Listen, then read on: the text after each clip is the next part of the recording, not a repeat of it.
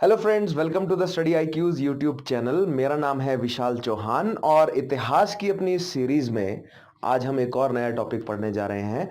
आज हम पढ़ेंगे foundation of Indian National Congress और उनका जो मॉडरेट फेज रहा है उसके बारे में आज हम समझने की कोशिश करेंगे। कुछ एक बिल्कुल बेसिक नॉलेज एक्वायर करेंगे हम इंडियन नेशनल कांग्रेस के फाउंडेशन के रिगार्ड में, और हम कॉन्सेप्ट की क्लैरिटी, जैसा कि हमारी ये पूरी सीरीज चल रही है, हमें कॉन्सेप्ट जो है वो अपना मेंटेन कर रखना है और प्रिपेयर भी करना है कि फाउंडेशन के साथ क्या क्या जो है वो कॉन्सेप्ट्स जुड़े हुए हैं फाउंडेशन ऑफ कांग्रेस के साथ, राइट। सो अगर आपने प्रीवियस सेशंस नहीं देखे हैं तो स्टडी आईक्यू के चैनल पर जाइए, मेरे नाम से आपको वहां पर एक सीरीज मिल जाएगी। उस सीरीज को फॉलो कीजिए, एक पूरी प्लेलिस्ट है, वहां पर जितने भी आपको जो है वो लेक्चर्स मिल रहे हैं हिस्ट्री के, उन सब लेक्चर्स को देखिए और पूरी इंफॉर्मेशन, जो भी मैं कॉन्सेप्ट जो मैं प्रिपेयर करना चाह रहा हूं, जो फाउंडेशन बनाना चाह रहा हूं मैं इतिहास को समझने की, वो फाउंडेशन जो है वो अपनी एक बहुत बेहतरीन तरीके से प्रिपेयर कीजिए। सो हैविंग सेड दैट, अगर आप सीएससी के लिए प्रिपेयर कर रहे हैं तो नीचे डिस्क्रिप्शन में आपको एक लिंक अवेलेबल है। उस लिंक के माध्यम से आप एक एप्लीकेशन डाउनलोड कर पाएंगे अपने एंड्रॉइड डिवाइस पे। उस एप्लीकेशन को इंस्टॉल कीजिए, उस पे यूपीएससी सीएससी से रिलेटेड एक स्मार्ट कोर्स आपको मिलेगा जिसपे सारा का सारा मटेरियल जो है वो यूपीएससी से रिलेटेड वहां पर अवेलेबल है।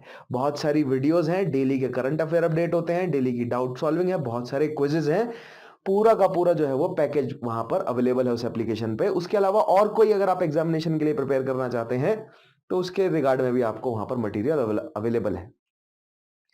सो शुरू करते हैं आज का हमारा सेशन। आज हम पढ़ेंगे कि इंडियन नेशनल कांग्रेस की स्थापना कैसे हुई और जो मॉडरेट फेज उसका रहा 1885 से लेकर 1905 तक, उसके बीच की जो कुछ घटनाएं हैं, कुछ मुख्य घटनाएं हैं, उनको आज हम समझने की कोशिश करेंगे। जैसे कि आप सबसे पहले यहां पर देख पा रहे हैं, foundation of Indian National Congress कैसे हुई।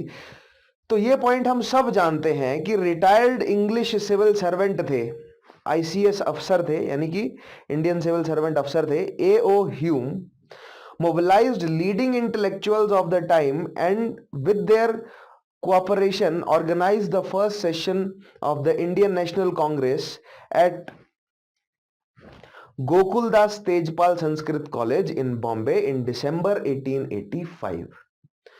तो ये पॉइंट हम मोस्टली जानते हैं, लेकिन इसके साथ जो जुड़ा हुआ कॉन्सेप्ट है, आज हम उस कॉन्सेप्ट को समझने की कोशिश करते हैं कि कांग्रेस की फाउंडेशन क्यों हुई, राइट। दैट मींस 1885 में ही क्यों कांग्रेस बना, और इंडियन नेशनल कांग्रेस जो है वो 1885 में ही क्यों बना। इंडियन नेशनल कांग्रेस एक अंग्रेजी अफसर ने ही, एक रिटायर्ड अंग्रेजी अफसर ने ही क्यों बनाया, किसी भारतीय द्वारा क्यों नहीं बना, राइट। और क्या इस समय कोई और कॉम्पिटेंट भारतीय नेता या ऑर्गेनाइजेशन नहीं था जो कि एक ऑल इंडिया का रूप ले सकता था। और क्या जिस तरह लाला लाजपत राय ने यंग इंडिया में बाद में लिखा है, क्या ये एक सेफ्टी वॉल्व था, राइट। जिस तरह डफरिन ने भी जो है वो क्रिटिसाइज किया है, लॉर्ड डफरिन ने, और लॉर्ड डफरिन को जो है वो बोला गया है कि लॉर्ड डफरिन के ही दिमाग की उपज थी कांग्रेस। इन सारे सवालों के जवाब भी तो चाहिए हमें। सो एक एक करके इन सारे जवाबों को मैं आपको इन सारे सवालों के आपको मैं जवाब देता हूं। सो जैसे कि सबसे पहला सवाल है कि 1885 में ही क्यों, उससे पहले क्यों नहीं। तो यहां पर एक टॉपिक जो है वो हमारा करना अभी बचा है, एक टॉपिक हम करेंगे, तब जाके इस सवाल का आपको पूरी तरह जवाब मिलेगा। लेकिन मैं आपको जस्ट एक ग्लिम्स देता हूं कि उस टॉपिक में हम क्या पढ़ेंगे।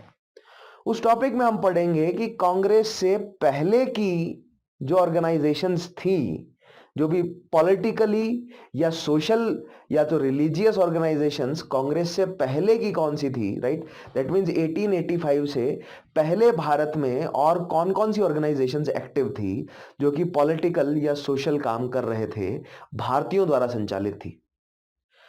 मुख्य जो है वो पॉलिटिकल सेंटर्स कहां कहां हैं, बंगाल में कैलकाटा, मद्रास, बंबई, दिल्ली, लखनऊ, लाहौर, राइट। उसके अलावा नागपुर, पूना, सूरत, इलाहाबाद, ये सारे क्या हैं, ये सारे हॉटस्पॉट हैं, पॉलिटिकल हॉटस्पॉट्स हैं भारत के उस समय के। तो हमें इन सब और इनके अलावा और अन्य कई पॉलिटिकल हॉटस्पॉट्स में बहुत सारी organisations like Indian society, Indian league, Indian association, Bombay presidency association, इस तरह की बहुत सारी ऑर्गेनाइजेशंस बनती हुई दिखेंगी, ना ही सिर्फ भारत में लेकिन लंदन में भी, राइट। सो ये सब जो ऑर्गेनाइजेशंस हैं ये किस तरह जो है वो एक रीजनल बेसिस पर काम कर रही हैं और 1857 की क्रांति से पहले भी एक्टिव है कुछ, और कुछ 1857 की क्रांति के बाद एक्टिव हुई। मैकॉले के माइन्यूट और 1854 के बाद जो एजुकेशनल रिफॉर्म्स आए हैं उनका क्या असर है इस चीज पे, राइट। सो उसके बाद जो नए यूथ जो प्रिपेयर हुआ है वेस्टर्न तर्ज पे एजुकेट होकर, उसने जो पॉलिटिक्स में पार्टिसिपेट करना शुरू किया और छोटे छोटे जो है वो हमें पॉलिटिकल पॉकेट्स देखने को मिले। और एक समय आ जाने पर उन सारे पॉलिटिकल पॉकेट्स ने जब ये फैसला किया कि हमें अब एक अखिल भारतीय मंच की आवश्यकता है, यानी कि एक ऑल इंडिया लेवल पर हमें स्टांस लेने की आवश्यकता है, तब जाकर इंडियन नेशनल कांग्रेस की स्थापना हुई। That means Indian National Congress ना ही एक्सीडेंटल थी और ना ही वो बहुत छोटे समय में सोचा हुआ कोई या एक बहुत छोटे समय में प्रिपेयर्ड स्ट्रेटजी के तहत बनी थी। वो कंसीक्वेंट था भारत में छोटे छोटे जो पॉलिटिकल शक्तियां उभर रही हैं उन सबको जुड़ना जो है वो वही उनके लिए जो है वो भविष्य का सही तरीका था। भविष्य की तरफ जो भी अप्रोच उन्हें रखनी है पॉलिटिकल अप्रोच, वो बिल्कुल सही अप्रोच यही थी कि धीरे धीरे जो पॉलिटिकल शक्तियां बनी हैं वो सब जुड़ जाए, अमलगेट हो जाए और एक यूनाइटेड फ्रंट अंग्रेजों की तरफ पेश करें। क्योंकि अंग्रेज जो है वो यही तर्क बार बार दे रहे थे कि भारतीय डिवाइडेड हैं, यूनाइटेड नहीं है। India is not a nation but just a geographical expression. जैसे कि मैंने आपको बताया है ना कि सिंध नदी के पार जितना भी क्षेत्र है उसको as a geographical expression Hindustan कहा जाता है। लेकिन हिंदुस्तान कहां तक फैला है वो डिपेंड करता है किस किस डायनेस्टी ने कौन कौन सा एरिया जो है वो एक्वायर किया, राइट। सो जो अंग्रेजों ने 1858 में पॉलिटिकल यूनिटी दी, तो अंग्रेजों ने कहा कि हमने पूरे भारतीय उपमहाद्वीप को एक छत्र शासन के अंदर लेके आए हैं हम, और आप जो है वो क्लेम नहीं कर सकते कि भारत जो है वो यूनाइटेड, मतलब भारत एज ए नेशन है, राइट। सो उसी के जवाब में इन सारी पार्टीज ने जुड़कर, ये सारी ऑर्गेनाइजेशंस ने जुड़कर जो है वो एक यूनाइटेड फ्रंट पेश किया। उसके रिजल्ट में हमें इंडियन नेशनल कांग्रेस देखने को मिलती है, पहली चीज। और वो जो prior to the foundation of Indian National Congress जो ऑर्गेनाइजेशंस हैं उनको हम आगे आने वाले सेशंस में पढ़ेंगे ही, हमारी स्टोरी जुड़ती चली जाएगी, राइट। लेकिन दूसरा सवाल यहां पर यह है कि केवल इंडियन नेशनल कांग्रेस ही बन सकती थी या और कोई भी ऑर्गेनाइजेशन था? तो हमें यहां पर देखने को मिलेगा कि किस तरह एस.एन. बोस, सत्येंद्र नाथ बोस और आनंद मोहन बोस के एफर्ट्स के नतीजतन 1883-1885 में ऑल इंडिया कॉन्फ्रेंस कलकत्ता में भी हुई। लेकिन 1885 में दिसंबर में बंबई में जो इंडियन नेशनल कांग्रेस हुई उसने ओवरशैडो कर दिया कलकत्ता की ऑल इंडिया कॉन्फ्रेंस को, क्योंकि 72 डेलीगेट्स के साथ जो इंडियन नेशनल कांग्रेस हुई थी दिसंबर 1885 में, उसकी संख्या और उसका भारत पर फैलाव ऑल इंडिया कॉन्फ्रेंस के मुकाबले बड़ा था। सो सत्येंद्र नाथ बैनर्जी या बोस साहब जो हैं वो जो ऑल इंडिया कॉन्फ्रेंस कर रहे थे उनका मोटिव भी वही था। समझ रहे हैं आप? धीरे धीरे वो भी उसी कंक्लूजन पे पहुंचे थे कि हमें एक ऑल इंडिया लेवल पर कॉन्फ्रेंस, एक ऑल इंडिया लेवल पर ऑर्गेनाइजेशन बनानी चाहिए। उसके लिए कॉन्फ्रेंस करते हैं, पहले सभी नेताओं को आमंत्रित तो करें, एक मंच तो प्रोवाइड करें, तभी तो हम डिस्कशन करके आगे के फैसले ले सकते हैं। लेकिन वही चीज एक अंग्रेजी, रिटायर्ड अंग्रेजी अफसर ने जब की और वो ज्यादा पॉपुलर हुआ, और जो ऑल इंडिया कॉन्फ्रेंस के जो एलिमेंट्स हैं वो भी आकर कांग्रेस में ही मिल गए, क्योंकि सत्येंद्र नाथ बैनर्जी भी बाद में आके कांग्रेस में ही मिल गए, राइट। सो दैट मीन्स यहां पर यह सवाल बनता है, दूसरा सवाल यह बनता है कि जो ऑल इंडिया लेवल पर, जो नेशनल लेवल पर एक पार्टी जो बनी, उसको लीड एक अंग्रेजी अफसर ने ही क्यों किया? कोई भारतीय ने जो है वो इकट्ठा क्यों नहीं किया नेशनल कांग्रेस को? इसके जवाब में जो एक्सट्रीमिस्ट हैं उन लोगों ने साफ साफ बोला है कि ऑल इंडिया, ये जो नेशनल कांग्रेस थी या जो शुरुआती फेज था, शुरुआत के 1-2 साल, ये इस तरह बोला जाए कि कांग्रेस की फाउंडेशन क्यों रखी गई? ताकि कांग्रेस एक सेफ्टी वॉल्व की तरह काम कर सके।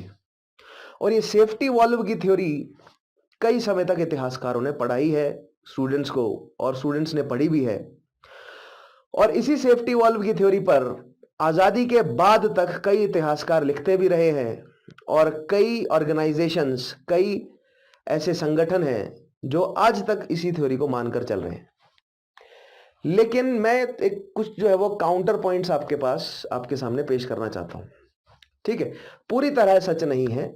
मैं ऐसा नहीं कह रहा हूं कि कांग्रेस वाज, मतलब ये एक बहुत अच्छा कोइंसिडेंस था कि एक अंग्रेजी अफसर ने बनाया और डफरिन ने हाँ कर दी कि बना लो, और मतलब फेरी टेल नहीं है। मैं कुछ सच्चाई, कुछ एक ऐसा परसेप्शन आपके सामने पेश करना चाहता हूं।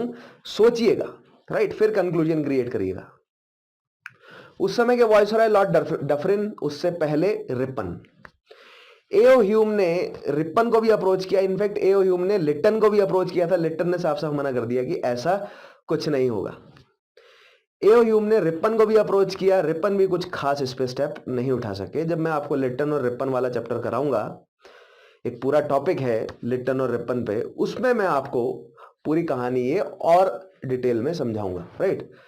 लेकिन फाइनली जब एओ ह्यूम डफरिन के पास पहुंचे, और यहां पर एक मिथ है कि 1857 के बाद जो भारतीय जनता है, भारतीय जनता के बीच जो है वो, खासकर जो भारतीय लोअर, जो बिल्कुल दबा हुआ जो क्लास है, वो कुछ करने को उतारू थी, right. They were ready to die. वो चाहते थे कि अंग्रेजी जो शासन है वो हट जाए, और वो उसके लिए मरने को तैयार थे। दैट मीन्स, जैसे कि मैंने आपको हमेशा से बोला है कि अंग्रेजी सरकार 1857 की क्रांति के बाद बहुत ज्यादा केयरफुल हो गई थी और फूंक फूंक के कदम रख रही थी, क्योंकि हर कदम के साथ उनको ये मंशा थी कि अगर अगले 5-7 साल में कोई रिवॉल्ट हो गई तो वी विल, मतलब हम जो है वो उसको हैंडल करने के लायक नहीं रहेंगे। सो इसी मंशा से एक थ्योरी है, सेफ्टी वॉल की जो थ्योरी है, उसको सपोर्ट करने वाले पॉइंट्स मैं आपको बता रहा हूं। इसी मंशा से लॉर्ड डफरिन ने एओ ह्यूम को अप्रोच किया, क्योंकि एओ ह्यूम जो है वो एक लिबरल थे, एक फिलैंथ्रोपिस्ट थे, और भारतीय कई जो है वो जितने भी नेता थे उस समय के एक्टिव, उनके साथ अच्छे रिलेशंस थे एओ ह्यूम के। तो लॉर्ड डफरिन ने एओ ह्यूम को अप्रोच किया और एओ ह्यूम को बोला कि तुम एक ऐसी ऑल इंडिया कॉन्फ्रेंस बनाओ, एक ऑल इंडिया कांग्रेस बनाओ, एक ऐसा संगठन बनाओ जिसमें भारत के जितने भी इस समय एक्टिव पॉलिटिकली एक्टिव जो लोग हैं उनको जोड़ो, और उनको बोलो कि तुम भारत में सोशल रिफॉर्म्स का काम करो। लॉर्ड डफरिन ने क्या बोला? भारत में सोशल रिफॉर्म्स का काम करो। ये मैं आपको बता रहा हूं जो safety wall theory, according to safety wall theory क्या हुआ है, राइट। सो एओ ह्यूम ने भारत के जितने भी लीडिंग नेता हैं, सेम उन्होंने जो है वो टाइम चुना जब ऑल इंडिया कॉन्फ्रेंस होने वाली थी। उसी सेम टाइम में उन्होंने बंबई में ऑल इंडिया कांग्रेस करी, इंडियन नेशनल कांग्रेस का पहला, इंडियन नेशनल कांग्रेस की कॉन्फ्रेंस बुलाई उन्होंने। और ऑल इंडिया कॉन्फ्रेंस को, सत्येंद्र नाथ बनर्जी जी की ऑल इंडिया कॉन्फ्रेंस को ओवरशैडो करने के लिए नेता जो है वो वहां पर चले गए, और इससे ऑल इंडिया कॉन्फ्रेंस जो है वो उसकी शक्ति कम हो गई, और जो कांग्रेस है वहां पर ज्यादा से ज्यादा लोग आकर जुड़ गए। इससे हुआ क्या? इससे जितने भी पॉलिटिकली एक्टिव लोग हैं वो सब जो है वो एओ ह्यूम की नजर में आ गए, और अब जो भी पॉलिटिकली एक्टिव लोग हैं उनसे जो है वो अंदर की खबर लगना जो है वो मुनासिब हो गया। और मतलब अंदर की खबर जो है वो लग सकती थी कि भारत में कहां कहां पर जो है वो मास एजिटेशन करना, या कहां कहां पर रिवॉल्ट या म्यूटनी के जो है वो चांसेस बन रहे हैं। ये खबर एओ ह्यूम के पास, और एओ ह्यूम से ये खबर वायसरॉय डफरिन के पास। This was the safety wall theory. इसमें एक पॉइंट और जुड़ जाता है कि भारत में जो इतना रोष लोगों के मन में बन रहा था, उस रोष को निकालने के लिए एक जो है वो जरिया दे दिया गया, ऑल इंडिया, जो ये इंडियन नेशनल कांग्रेस है, hence the safety valve. Safety valve क्या करता है, जब ज्यादा प्रेशर होता है तो उस प्रेशर को एग्जिट करवा देता है वहां से बाहर, राइट। सो एक सेफ्टी वॉल्व का काम क्या होता है कि किसी भी तरह की ब्रीच ना हो, किसी भी तरह की ब्रेकेज ना हो। तो जो लोगों के अंदर भड़ास है उसको चैनलाइज करने के लिए एक माध्यम प्रोवाइड किया, और एक ऐसा माध्यम जो अंग्रेजी सरकार के कंट्रोल में हो, hence the safety valve. This is the safety wall theory, Lala Lajpat Rai द्वारा जो है वो पेश की गई, उनके यंग इंडिया में उन्होंने जो है वो छापी थी। अब इसको काउंटर करते हुए पॉइंट ये है कि अगर कांग्रेस सेफ्टी वॉल्व होती तो कांग्रेस ने सोशल वर्क क्यों नहीं किए, क्यों कांग्रेस जो है वो उसका संगठन बनते ही वो पॉलिटिकल कामों में उतर गई, क्यों कांग्रेस का संगठन बनते ही कांग्रेस ने जो है वो अंग्रेजी सरकार पर प्रेशर डालना शुरू कर दिया। भले ही उनके तरीके कुछ भी रहे हो, आज हम उनके तरीके भी डिस्कस करेंगे, लेकिन अपने एंड से उन्होंने अंग्रेजी सरकार पर प्रेशर डालना शुरू कर दिया। और क्यों फिर तुरंत जो है वो अंग्रेजी सरकार ने कांग्रेस को क्रिटिसाइज करना शुरू कर दिया और एक खींचतान शक्ति की शुरू हो गई, और कांग्रेस को लेकर जो है वो हमेशा सस्पिशियस रही अंग्रेजी सरकार, और जो मॉडरेट्स हैं उनको जो है वो हमेशा, उनको आप बोल सकते हैं कि मैक्सिमम केसेस में अंग्रेजी सरकार ने एंटरटेन नहीं किया, राइट। अब यहां पर कुछ पॉइंट बनते हैं कि किस तरह कांग्रेस ने युद्ध विराम युद्ध की जो नीति है उससे लोगों के अंदर जागृति इकट्ठा करी, और अंत मौके पर ऐसा कुछ हुआ कि जो भी मूवमेंट है वो वापस ले लिया गया। स्वदेशी में हमें देखने को मिला, मैंने आपको पढ़ाया स्वदेशी। उसके बाद मैंने आपको नॉन कोऑपरेशन में बताया, जब गांधी जी ने नॉन कोऑपरेशन वापस ले लिया, फिर सिविल डिसोबीडियंस गांधी जी ने वापस ले लिया। तो कई इतिहासकारों ने इसको ऐसे पेंट किया है कि ये था वो सेफ्टी वॉल अंग्रेजों का, कि भारतीयों में जागृति जगाओ भी, और जब हाथ से बाहर निकलने लगे बात तो कांग्रेस पे प्रेशर डाल के उसको बंद भी करवा लो।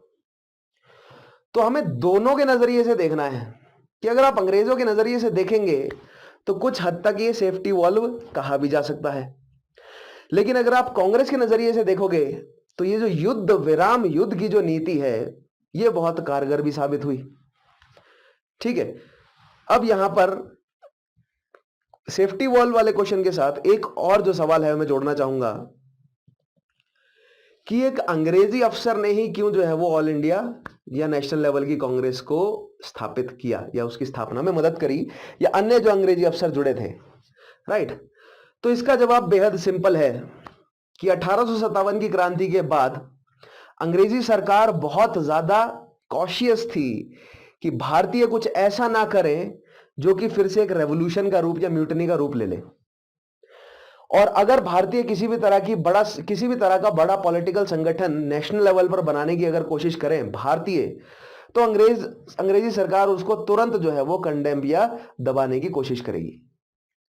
लेकिन अगर वही संगठन कोई अंग्रेज अगर बनाता है तो जो कॉरेस्पॉन्डेंस है वो बेहतर हो जाएगा उस संगठन और अंग्रेजी सरकार के बीच, क्योंकि मध्यस्थता जो है वो अंग्रेज ही कर रहे होंगे। इसलिए एओ ह्यूम द्वारा कांग्रेस की स्थापना करना बहुत वाजिब स्टेप था, क्योंकि अगर कोई भारतीय करता है तो अंग्रेज बहुत पीटते, हो सकता है कि वो एक इतना बड़ा रूप ले भी नहीं पाता। दूसरी चीज, ये वही घटना है जो एक्सट्रीमिस्ट नहीं समझ पाए। समझ रहे हैं आप, एक्सट्रीमिस्ट भी एक कॉरेस्पॉन्डेंट के रूप में मॉडरेट्स को एस्टेब्लिश नहीं कर पाए, और अंग्रेजों ने वहां पर मॉडरेट्स और एक्सट्रीमिस्ट को दूर किया। वही चीज है ये कि जो मॉडरेट्स और अंग्रेजों के बीच में जो ब्रिटिश रिटायर्ड अफसर्स की एक लेयर बनी, जो कि एक कॉरेस्पॉन्डेंस की तरह काम किया उन्होंने, राइट। ये शुरुआती मॉडरेट्स ने भले भांति समझा कि अगर हम अभी किसी बड़े लेवल पर ऑर्गेनाइजेशन क्रिएट करेंगे तो हमारे एक बड़ा पॉलिटिकल रूप लेने से पहले या लोगों को मोबिलाइज करने से पहले ही उसे कुचल दिया जाएगा।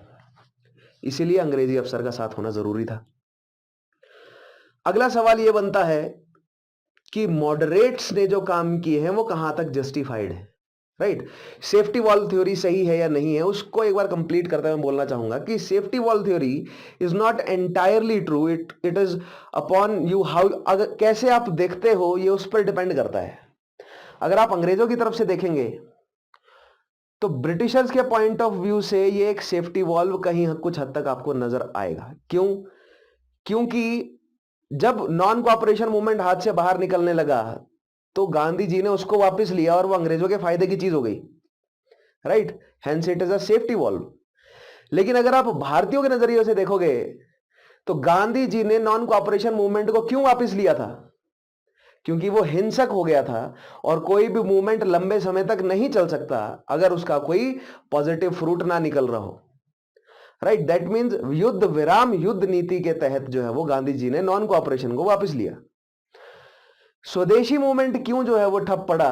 क्योंकि वहां पर कैरेट और स्टिक की जो नीति अंग्रेजों ने अपनाई और मॉडरेट्स और एक्सट्रीमिस्ट को जो आपस में लड़वाया, और जो मॉडरेट्स और एक्सट्रीमिस्ट दोनों ही अंग्रेजों की नीतियों को जो नहीं समझ पाए, वहां पर जो कांग्रेस के जो लीडर्स हैं उनकी समझ में जो कमी है उसकी वजह से अंग्रेजों को फायदा हो गया, राइट। और जो मॉडरेट्स अंग्रेजों की तरफ मूव कर गए तो वहां पर वो भी सेफ्टी वॉल्व हो गए। अगर आप एक तरह से देखें तो वो सेफ्टी वॉल्व है। लेकिन अगर आप दूसरे एक ब्रॉड दृष्टिकोण से देखेंगे तो क्या उनके पास प्रेसिडेंस था कि ऐसी सिचुएशन में क्या करना चाहिए? क्योंकि कांग्रेस की जब स्थापना हुई थी 1885 में, तो जो मॉडरेट लीडर्स थे उनके मैं आपको तौर तरीकों के बारे में आज मैं समझाऊंगा। लेकिन मॉडरेट जो लीडर्स हैं वो पूरी तरह जो है वो अभी जनता को मोबिलाइज नहीं कर सकते, क्योंकि अगर आपने हल्की सी भी चूक करी, अगर अंग्रेजों को हल्का सा भी लगा कि आप एक वायलेंट म्यूटनी की तरफ बढ़ रहे हैं, तो मारेंगे, पीटेंगे, भगा देंगे देश से बाहर। उनके पास रिसोर्सेज ज्यादा हैं। तो बहुत सोच समझ के एक स्ट्रांग बेस तैयार करना है जिसके ऊपर जो है वो मास एजिटेशन की बिल्डिंग बन सके। तब जाकर जो है वो आप बेशक वायलेंट हो जाइए, आप रेवोल्यूशंस कीजिए, आप मिलिटेंट या मिलिटेंसी का यूज कीजिए, लेकिन पहले एक स्ट्रांग बेस बनाइए। पहले वो स्ट्रांग बेस जो है वो मॉडरेट्स ने बनाया।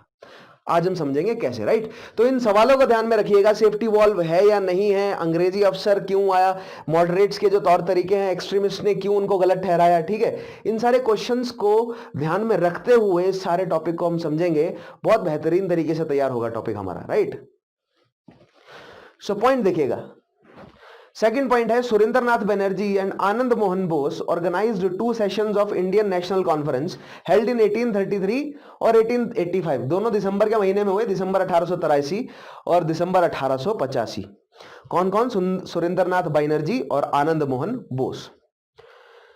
तो ये पॉइंट मैंने आपको समझा दिया। Next point, the first session of Indian National Congress was attended by 72 delegates and presided over by Womesh Chandra Banerjee या WC बनर्जी, जो कि कलकत्ता के एक बहुत ही जाने माने वकील थे। Some of the presidents of Congress during this early phase, कुछ शुरुआती प्रेसिडेंट्स का नाम देखते हैं कांग्रेस के। सो दादा भाई नौरोजी जो कि 3 बार प्रेसिडेंट बने, Badruddin Tyabji, Pherozeshah Mehta, P Ananda Charlu, Surendranath Banerjee, Romesh Chandra Dutt, Ananda Mohan Bose and Gopal Krishna Gokhale. ये कुछ शुरुआती नेता हैं। इनमें से कुछ वेटरन्स हैं, लाइक दादा भाई नौरोजी जो हैं वो वेटरन हैं, बदरुद्दीन तैयब जी जो हैं वो पुराने जो हैं वो क्या हैं, लीडर्स हैं, और कुछ नए हैं जैसे गोपाल कृष्ण गोखले, ठीक है। अदर प्रोमिनेंट लीडर्स, इनके अलावा और लीडर्स कौन कौन से हैं? गोविंद रानाडे या महादेव गोविंद रानाडे, MG रानाडे, बाल गंगाधर तिलक, शिशिर कुमार घोष, मोतीलाल घोष, मदन मोहन मालवीय, जी सुब्रमण्य अय्यर, सी देख रहे हैं आप, विजय राघवाचार्य, और उसके अलावा दिनशा ई वाचा। ये क्या है? ये शुरुआत की जो कांग्रेस है, मॉडरेट जो फेस है, ये वो मॉडरेट नेता हैं। इन्हीं मॉडरेट नेताओं में से धीरे धीरे एक्सट्रीमिस्ट बने। अब ये मॉडरेट और एक्सट्रीमिस्ट कौन है, तो यहां पर आपको रिलेटिविटी समझनी पड़ेगी, right. In relation to moderates, ऐसे नेता जो रेडिकल हैं, जो मास एजिटेशन चाहते हैं, वो एक्सट्रीमिस्ट हैं ना, एक दूसरे को दिया हुआ नाम है, राइट। जो कि अभी भी वो 3 P's, पिटीशन, प्रेयर, प्रोपेगेंडा पे चल रहे हैं अभी भी, वो क्या है? वो मॉडरेट्स हैं। और जो मास एजिटेशन चाहते हैं वो कौन है? एक्सट्रीमिस्ट है, ठीक है। तो ये हम पिछले सेशंस में एस्टेब्लिश कर चुके हैं अच्छे से। उसके अलावा देखिएगा, इन 1890 Kadambini Ganguly, the first women graduate of Calcutta university, address the Congress session. बहुत इंपॉर्टेंट पॉइंट है, डायरेक्ट सवाल बनता है।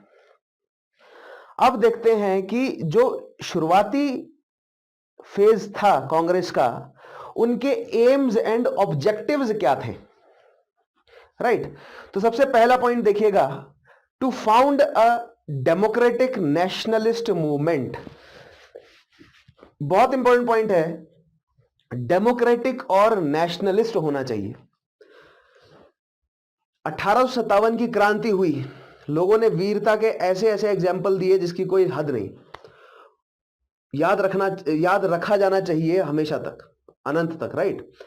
लेकिन क्या वो डेमोक्रेटिक था? नहीं था। यहां पर सवाल यह बनता है कि क्या डेमोक्रेसी ही जवाब था उस समय का, राइट। तो अगर आप ये सोच रहे हैं कि क्या डेमोक्रेसी ही वो गवर्नमेंट सिस्टम है जो सबसे ज्यादा कामयाब हो सकता है, तो प्रेजेंट डे जो इकोनॉमिक स्ट्रक्चर है पूरी दुनिया का, अगर उस इकोनॉमिक स्ट्रक्चर को हम समझें तो डेमोक्रेसी सबसे ज्यादा कामयाब तरीके की सरकार है, राइट, फिलहाल तक। आगे भविष्य में क्या रखा है वो हमें धीरे धीरे पता चलेगा। लेकिन डेमोक्रेटिक एक स्ट्रक्चर भारत में होना चाहिए, इसकी अनिवार्यता क्यों है? क्योंकि भारत एक बहुत ज्यादा डाइवर्स कंट्री है। हम समझते हैं कैसे डाइवर्सिटी है भारत में, राइट। क्योंकि हमने इतिहास में पढ़ा है कि कितनी तरह के रेसेस, कितनी तरह के धर्म, कितने तरह के वर्ग, वर्ण, जातियों के लोग जो हैं वो भारत में बाहरी प्रदेशों से भी आए और भारत में भी जो है वो इंडिजिनस डेवलप हुए हैं। ठीक है, बहुत सारे कल्चर हैं, मल्टी कल्चर्ड है, बहुत ज्यादा डाइवर्स है भारत, बहुत ज्यादा धर्म है भारत में, बहुत ज्यादा पंथ हैं, वो सब जुड़े हुए हैं एक बहुत कॉम्प्लेक्स इकोनॉमिक सिस्टम से जो कि ट्रेड राउट बेस्ड है, राइट। तो भारत में अगर आपको कोई भी नेशनल लेवल का ऑर्गेनाइजेशन बनाना है तो वो डेमोक्रेटिक ही होना चाहिए। अगर वो डेमोक्रेटिक नहीं है तो खींचतान बढ़ जाएगी, राइट। दूसरी चीज, नेशनलिस्ट, लोगों के मन में एक नेशन की भावना आनी चाहिए। भारतीय उपमहाद्वीप को, या उसमें से जो भारत, जो प्रेजेंट डे इंडिया को जो हम जानते हैं एज अ नेशन, हमें बहुत बाद में बना हुआ मिला। ध्यान से सोचिएगा, अंग्रेज अभी लेटेस्ट 100, 150, 200 या 300 सालों के भीतर लेटेस्ट जो है वो अंग्रेजी सरकार ही थी जिसने 1858 में पूरे भारतीय उपमहाद्वीप पर एक पॉलिटिकल शासन जो है वो क्रिएट किया। यानी कि उससे पहले के जो लोकल बॉडीज हैं, उससे पहले की जो पॉलिटिकल लोकल बॉडीज हैं जिनका आज तक भारत पर असर है, राइट, वो किस तरह जानते थे, राइट। मान लीजिए कि जो अवध है, प्रेजेंट डे उत्तर प्रदेश का जो अवध का क्षेत्र है, वहां पर आज भी अवध की जो बाउंड्रीज थी अंग्रेजी अधिकरण से पहले, उसका कुछ ना कुछ सोशियो पॉलिटिकल असर है, वहां की पॉलिटिक्स में आज भी नजर आता है। दिल्ली का एक कमर्शियल सेंटर होना आज भी असर रहता है उसका। मराठों का पूरे दक्कन के क्षेत्र में और उत्तर भारत के कई क्षेत्रों तक जो है वो अपना एक्सपेंशन करने का आज भी कुछ पॉलिटिकल असर हमें नजर आता है। दैट मीन्स ये कि भारत, एक भारतीय उपमहाद्वीप एक राष्ट्र के तौर पर मौजूद है। अगर सही तरीके से देखा जाए तो अभी लेटेस्ट जो है वो अंग्रेजों ने एस्टेब्लिश करके दिया। उससे पहले हमें औरंगजेब के समय में लगभग भारतीय उपमहाद्वीप एक छत्र शासन में नजर आया। उसके पहले जो है वो, औरंगजेब से पहले देखा जाए तो मोहम्मद बिन तुगलक के समय लगभग पूरा नहीं, लेकिन जो मेनलैंड है इंडिया का और दक्कन के जो मुख्य पार्ट हैं वो एक छत्र शासन में नजर आए। उससे पहले हर्षवर्धन के समय में उत्तर भारत जो है वो एक छत्र शासन में था। उससे पहले चंद्रगुप्त के समय में लगभग भारत का मेनलैंड और दक्कन के मुख्य भाग एक छत्र शासन में था। उससे पहले अशोक के समय में, राइट। सो ये चक्रवर्ती शासक बता रहा हूं मैं आपको, जिन्होंने लगभग पूरे भारतीय उपमहाद्वीप को एक छत्र शासन में लेकर आए। लेकिन पूरी तरह कौन लेकर आए? अंग्रेज। और एक इंडिया को एक ज्योग्राफिकल एक्सप्रेशन ना बनाकर एक पॉलिटिकल एंटिटी के रूप में मॉडर्न टाइम्स में जो है वो पेश किया है किसने? अंग्रेजों ने। और उस इंडिया के रहने वाले इतने मल्टी डाइवर्स लोगों को, जो कि आज भी हैदराबाद को एक अलग जो है वो नेशन के रूप में, जो पुरानी जनरेशन है वो देखती है, जरूर देखती होगी, उसके अलावा आज भी कश्मीर में जो पुरानी जनरेशन है वो इसको एक अलग नेशन के रूप में देखती है, राइट। उसके अलावा पंजाब में अभी रिसेंट 50 सालों पहले तक जो है वो एक अलग नेशन के रूप में देखा जाता था उसे। दैट मीन्स ये कि ये जो पॉलिटिकल बाउंड्रीज है इंडिया की, राइट, और जो ये हॉटस्पॉट्स हैं इंडिया के, इनको कंटेन करके रखना है एक पॉलिटिकल बाउंड्री में, एक यूनिफाइड पॉलिटिकल बाउंड्री में, और सभी लोगों के अंदर एक नेशनल भावना जगाना कि आप हैदराबाद के निवासी नहीं हैं, आप कश्मीर के निवासी नहीं हैं, आप पंजाब के निवासी नहीं हैं, या आप मतलब मराठा के स्वराज के निवासी नहीं हैं, या आप बंगला या असम या बर्मा तो खैर बाहर हो गया, लेकिन आप नागालैंड के निवासी नहीं हैं, आप भारत के निवासी हैं। और हमारे सबके ऊपर, उस समय के हिसाब से हमारे सबके ऊपर अंग्रेजों का जो शासन है उससे हमें मिलकर मुक्ति प्राप्त करनी है। ये एक नेशनलिज्म की भावना थी, और ये नेशनलिज्म की भावना जगाना जो है वो भारतीयों में बहुत अनिवार्य था। इसीलिए भारत के अलग अलग जो पॉलिटिकल सेंटर्स हैं उन्होंने वो सब ऑर्गेनाइजेशंस आपस में जुड़े और एक ऑल इंडिया कांग्रेस की स्थापना हुई, ताकि भारतीयों में एक नेशनलिज्म की भावना जो है वो जाग सके, जिसकी बहुत कमी थी भारत में ऑल इंडिया कांग्रेस के आने से पहले। या 1857 की क्रांति के आसपास भी हम देखें, वो क्रांति केवल उत्तरी मैदानी क्षेत्र में ही क्यों कन्फाइंड रह गई, क्योंकि जैसा कि मैंने आपको बताया कि जो विंध्या की रेंज है वो भारत को उत्तर भारत और दक्षिण भारत में बांट देती है, या मेनलैंड भारत को दक्कन से अलग कर देती है। तो ज्योग्राफिकल बाउंड्रीज की वजह से पॉलिटिकल सिनेरियोज भी चेंज हो जाते हैं।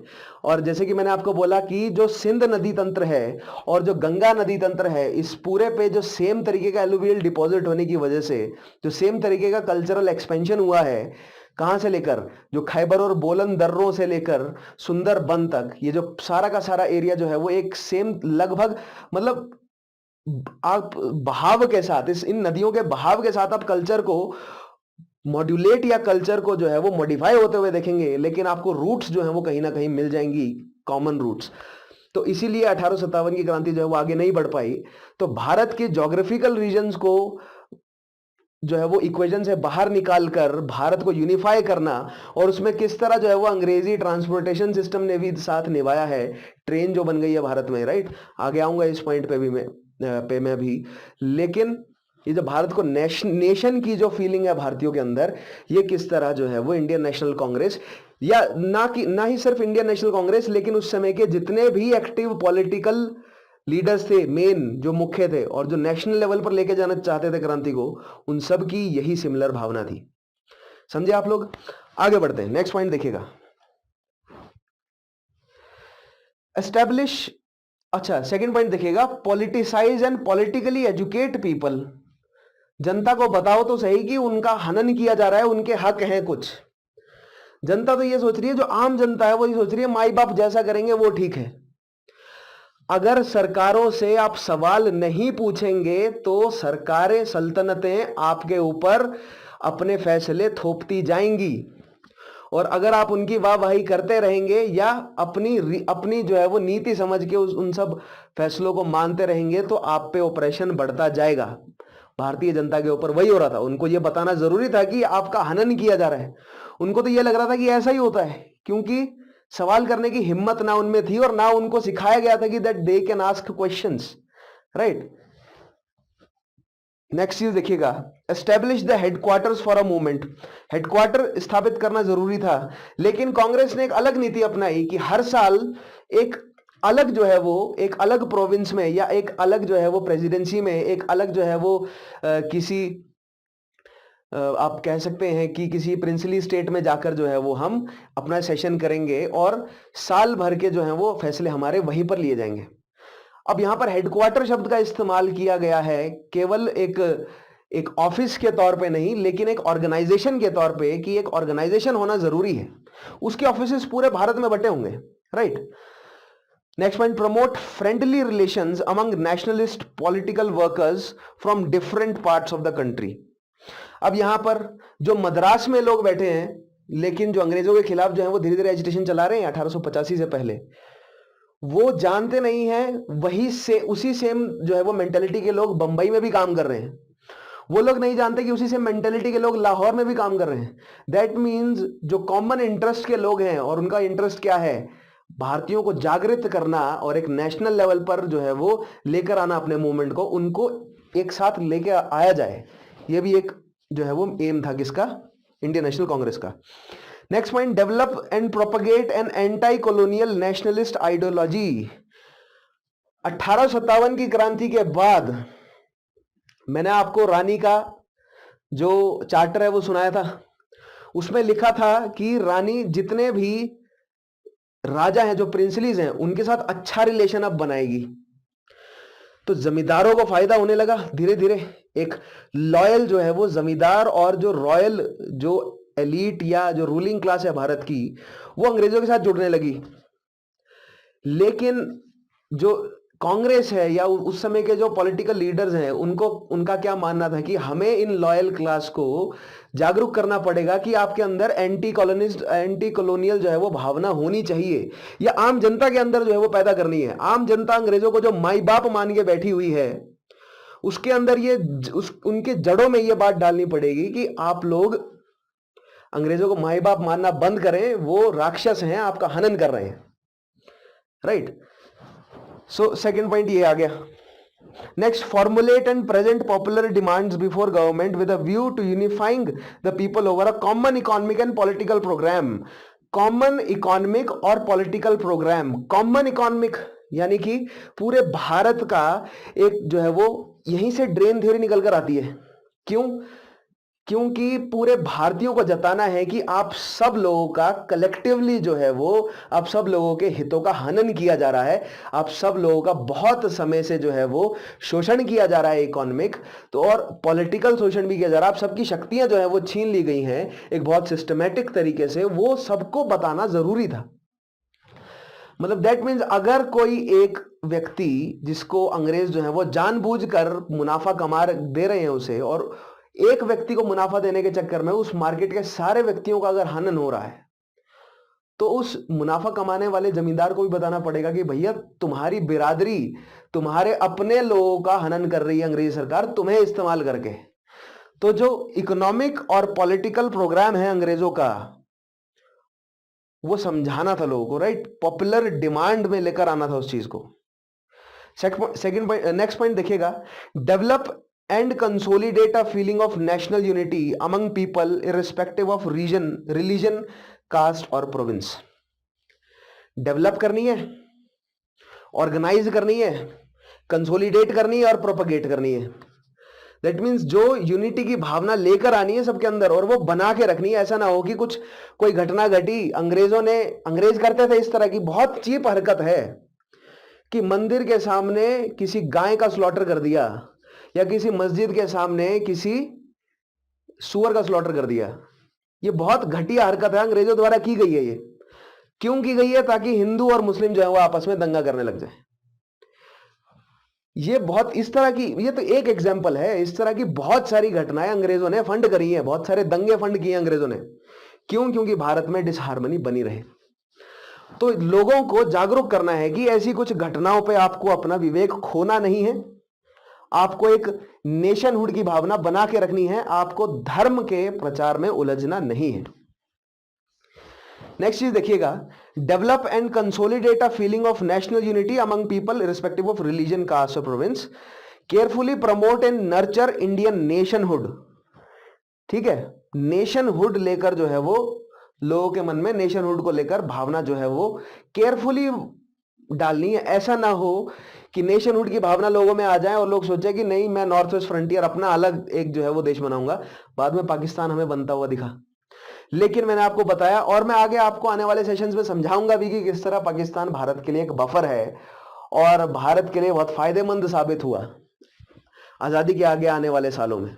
ठीक है, और किस तरह अंग्रेजी सरकार, अंग्रेजी हुकूमत और भारतीय जो लीडर्स हैं, हो सकता है कि उनकी मिली भगत या उनका सोचा समझा ये फैसला रहा हो, मिली भगत कहना तो बहुत नेगेटिव शब्द रहा, लेकिन उनका सोचा समझा जो है वो फैसला रहा हो कि पाकिस्तान को एज अ बफर क्रिएट किया जाए।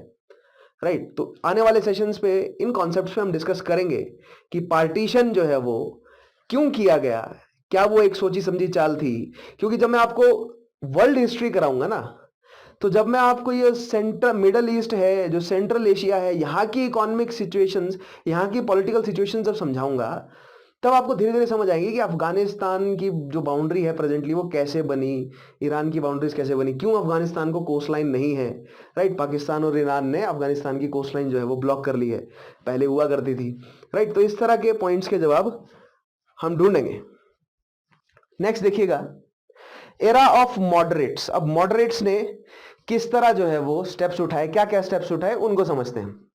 पहला पॉइंट देखिएगा, the moderates political activity involved constitutional agitation within the confines of law and showed a slow but orderly political progress. Constitutional agitation कर रहे हैं वो,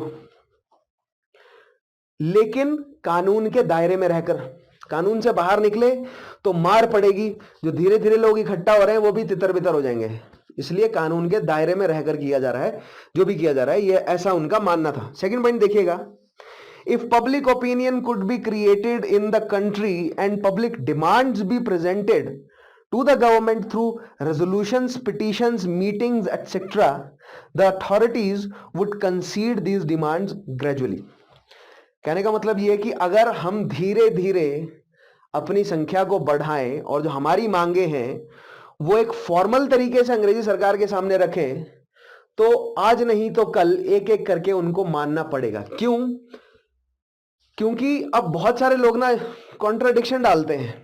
ठीक है, गोखले साहब ने ये बात बोली है, दादा भाई नारोजी साहब ने भी इस बात को जो है वो कनकर किया है कि ये जो हमारी मॉडरेट्स नीति है ना, ये हो सकता है कि कामयाब ना हो, लेकिन ये क्या करेगी, ये एक बेस क्रिएट करेगी, उस बेस पे तुम मास एजिटेशन करना और जो कि कामयाब होगा।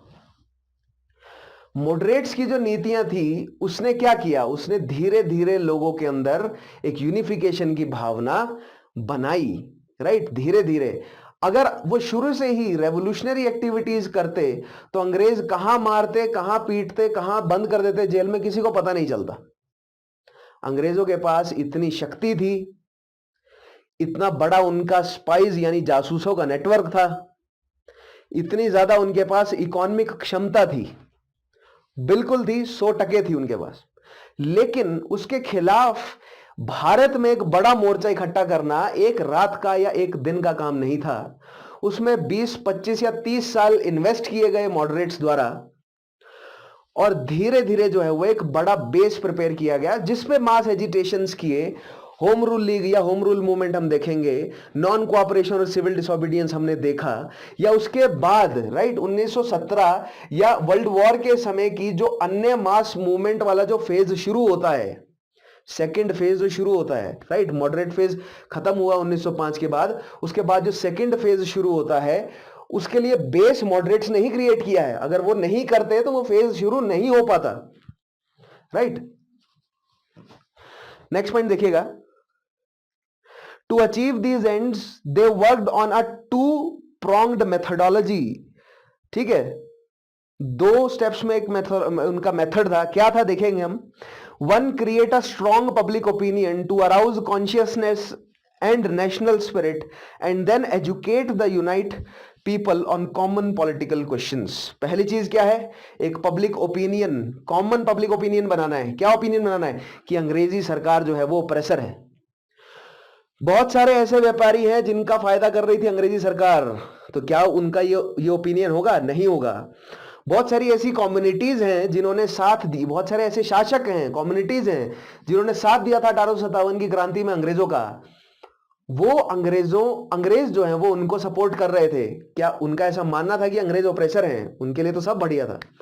राइट, दैट मीन्स ये कि भारत में अभी ये कॉमन ओपिनियन नहीं था। एक बड़ी पॉपुलेशन सप्रेस्ड थी ऑब्वियसली, लेकिन एक बड़ा पॉपुलेशन ऐसा भी था जिनका फायदा कर रही थी अंग्रेजी सरकार ताकि बाकियों को कंट्रोल में रख सके।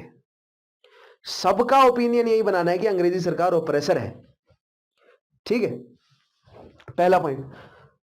दूसरा देखेंगे हम, to persuade the British government and British public opinion to introduce reforms in India on the lines laid out by the nationalist. अब यहां पे मॉडरेट्स की जो गलती थी वो बताता हूं। मॉडरेट्स की गलती ये थी कि वो ये समझ रहे थे कि अंग्रेज जो भारत में बैठा है वो बुरा है और जो इंग्लैंड में बैठे हैं वो अच्छे हैं। यानी कि अगर हम भारत में क्या हो रहा है वो ब्रिटिश नागरिकों को अगर बताएंगे तो वहां की जो लेबर या लिबरल पार्टीज हैं वो धीरे धीरे जब शक्ति में आएंगी तो वो भारतीयों के लिए कुछ अच्छा करेंगी। दैट मीन्स एक पॉपुलर ओपिनियन भारतीयों के साथ सिंपैथी रखने वाला हमें ब्रिटेन में क्रिएट करना है। प्लस भारत में जो ब्रिटिश सरकार है, वाइसरॉय है, सेक्रेटरी ऑफ स्टेट है, उसकी काउंसिल है, उन सबको जो है वो भारतीय समस्याओं के बारे में लिखित तौर पे व्यापक व्यापक रूप में बताना है। राइट, ये गलती थी। क्यों? क्योंकि अंग्रेजी सरकार की रीढ़ थी भारतीय कॉलोनी।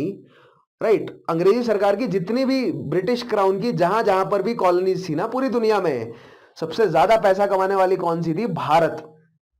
और भारत को वो जितना दबा के रखेंगे उतना वहां से पैसा निकलेगा। इसलिए भारत को कंट्रोल में रखना उनके लिए बहुत अनिवार्य था।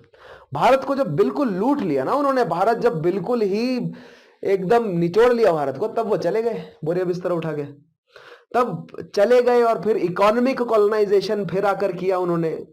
राइट, तो वो धीरे धीरे हम समझेंगे आगे आने वाले पोस्ट इंडिपेंडेंस के चरणों में, जब मैं आपको ले जाऊंगा और मैं धीरे धीरे समझाऊंगा कि किस तरह फिजिकल पावर जो है वो उठाकर ले गए अंग्रेज बाहर, और फिर किस तरह जो है वो कोल्ड वॉर के दौरान जितनी भी थर्ड वर्ल्ड कंट्रीज हैं उन पर कौन जो है वो अपना इकोनॉमिक शासन बनाएगा, इस पर जो जद्दोजहद चलती रही और फाइनली वेस्टर्न शक्तियां जीत गई और भारत आज इकोनॉमिकली फिर से कॉलोनाइज्ड है। इस पे हम चर्चा करेंगे धीरे धीरे। ठीक है, परसेप्शन बनाएंगे इन सब चीजों को लेकर। नेक्स्ट पॉइंट देखिएगा, they use the method of prayer and petition and if that failed they resorted to constitutional agitation. Prayer और पिटीशन, चिट्ठियां लिख रहे हैं, जाके मिल रहे हैं सेक्रेटरी ऑफ द स्टेट से लंदन जाकर अनुमति मांग रहे हैं। राइट, कई कई महीने लगाकर जा रहे हैं और वो वहां पर मना कर दे रहा है कि हम नहीं मिलेंगे तुमसे। तो कहने का मतलब ये कि, और अगर वो मना कर दे रहे हैं, कुछ फायदा नहीं निकल रहा है, तो फिर कॉन्स्टिट्यूशनल तरीके से क्या कर रहे हैं? प्रोटेस्ट कर रहे हैं। राइट, एजिटेट कर रहे हैं। लेकिन इसका कुछ फायदा निकला नहीं। अब यहां पर अगर आप, यहां पर बहुत सारे इतिहासकारों ने और जो नेशनलिस्ट हिस्टोरियन है या उसके अलावा अन्य अन्य जो है वो कई स्वतंत्रता संग्रामियों ने बाद में ये कहा कि तुम लोग कर क्यों रहे थे फिर ये 20 साल से। लेकिन यहां पर जो अचीवमेंट है वो लोग नहीं देख पा रहे हैं कि अगर वो 20 साल से ये नहीं करते तो क्या बाद में आप जो खुले सड़क पर आए हैं इतने बड़ी संख्या में, क्या आप ये कर पाते? जो धीरे धीरे अपनी जगह काउंसिल्स में बनाई है भारतीय नेताओं ने, और जो अंदर से सिस्टम में धीरे धीरे जो है वो पकड़ जमाई है 1885 या उससे पहले से ही लेकर, क्योंकि 1862 में ही हो गया था ना कि काउंसिल में भारतीयों को जोड़ा जाना शुरू करना है, 61 में ही, और फिर 92 में जो है वो ऐड किया गया। राइट, हमने 1909 में देखा।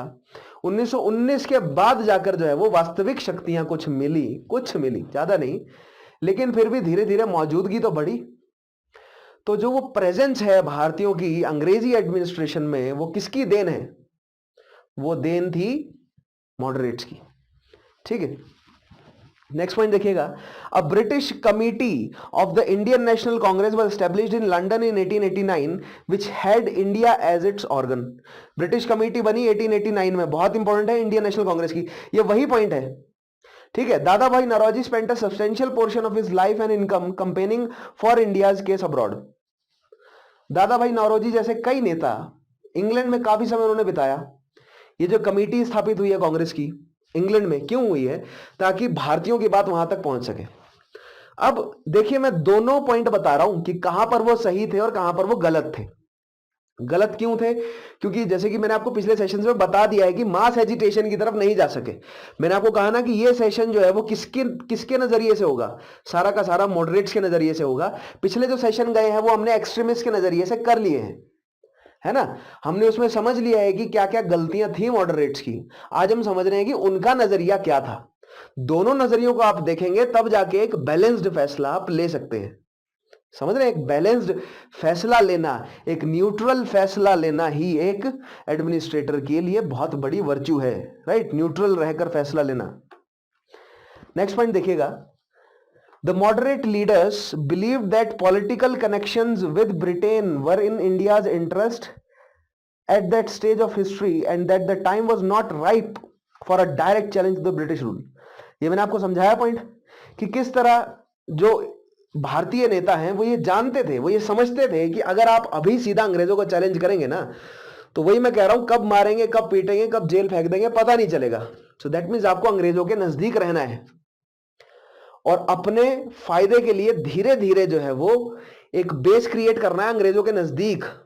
दैट मीन्स कॉरेस्पॉन्डेंस के लिए एक लेयर बन सके और फिर उसके बाद आपको उसके नीचे मास एजिटेशन को क्रिएट करना है, जो कि आगे आने वाले फेजेस में हमें गांधीयन पीरियड में या उसके अलावा होम रूल लीग से ही हम पढ़ेंगे ना. होम रूल लीग अगला टॉपिक आएगा, उसमें मैं आपको बताऊंगा कि किस तरह जो है वो 1914 के बाद जब जेल से निकले बाल गंगाधर तिलक, तो होम रूल लीग ने जो है वो क्या क्या कदम उठाए हैं.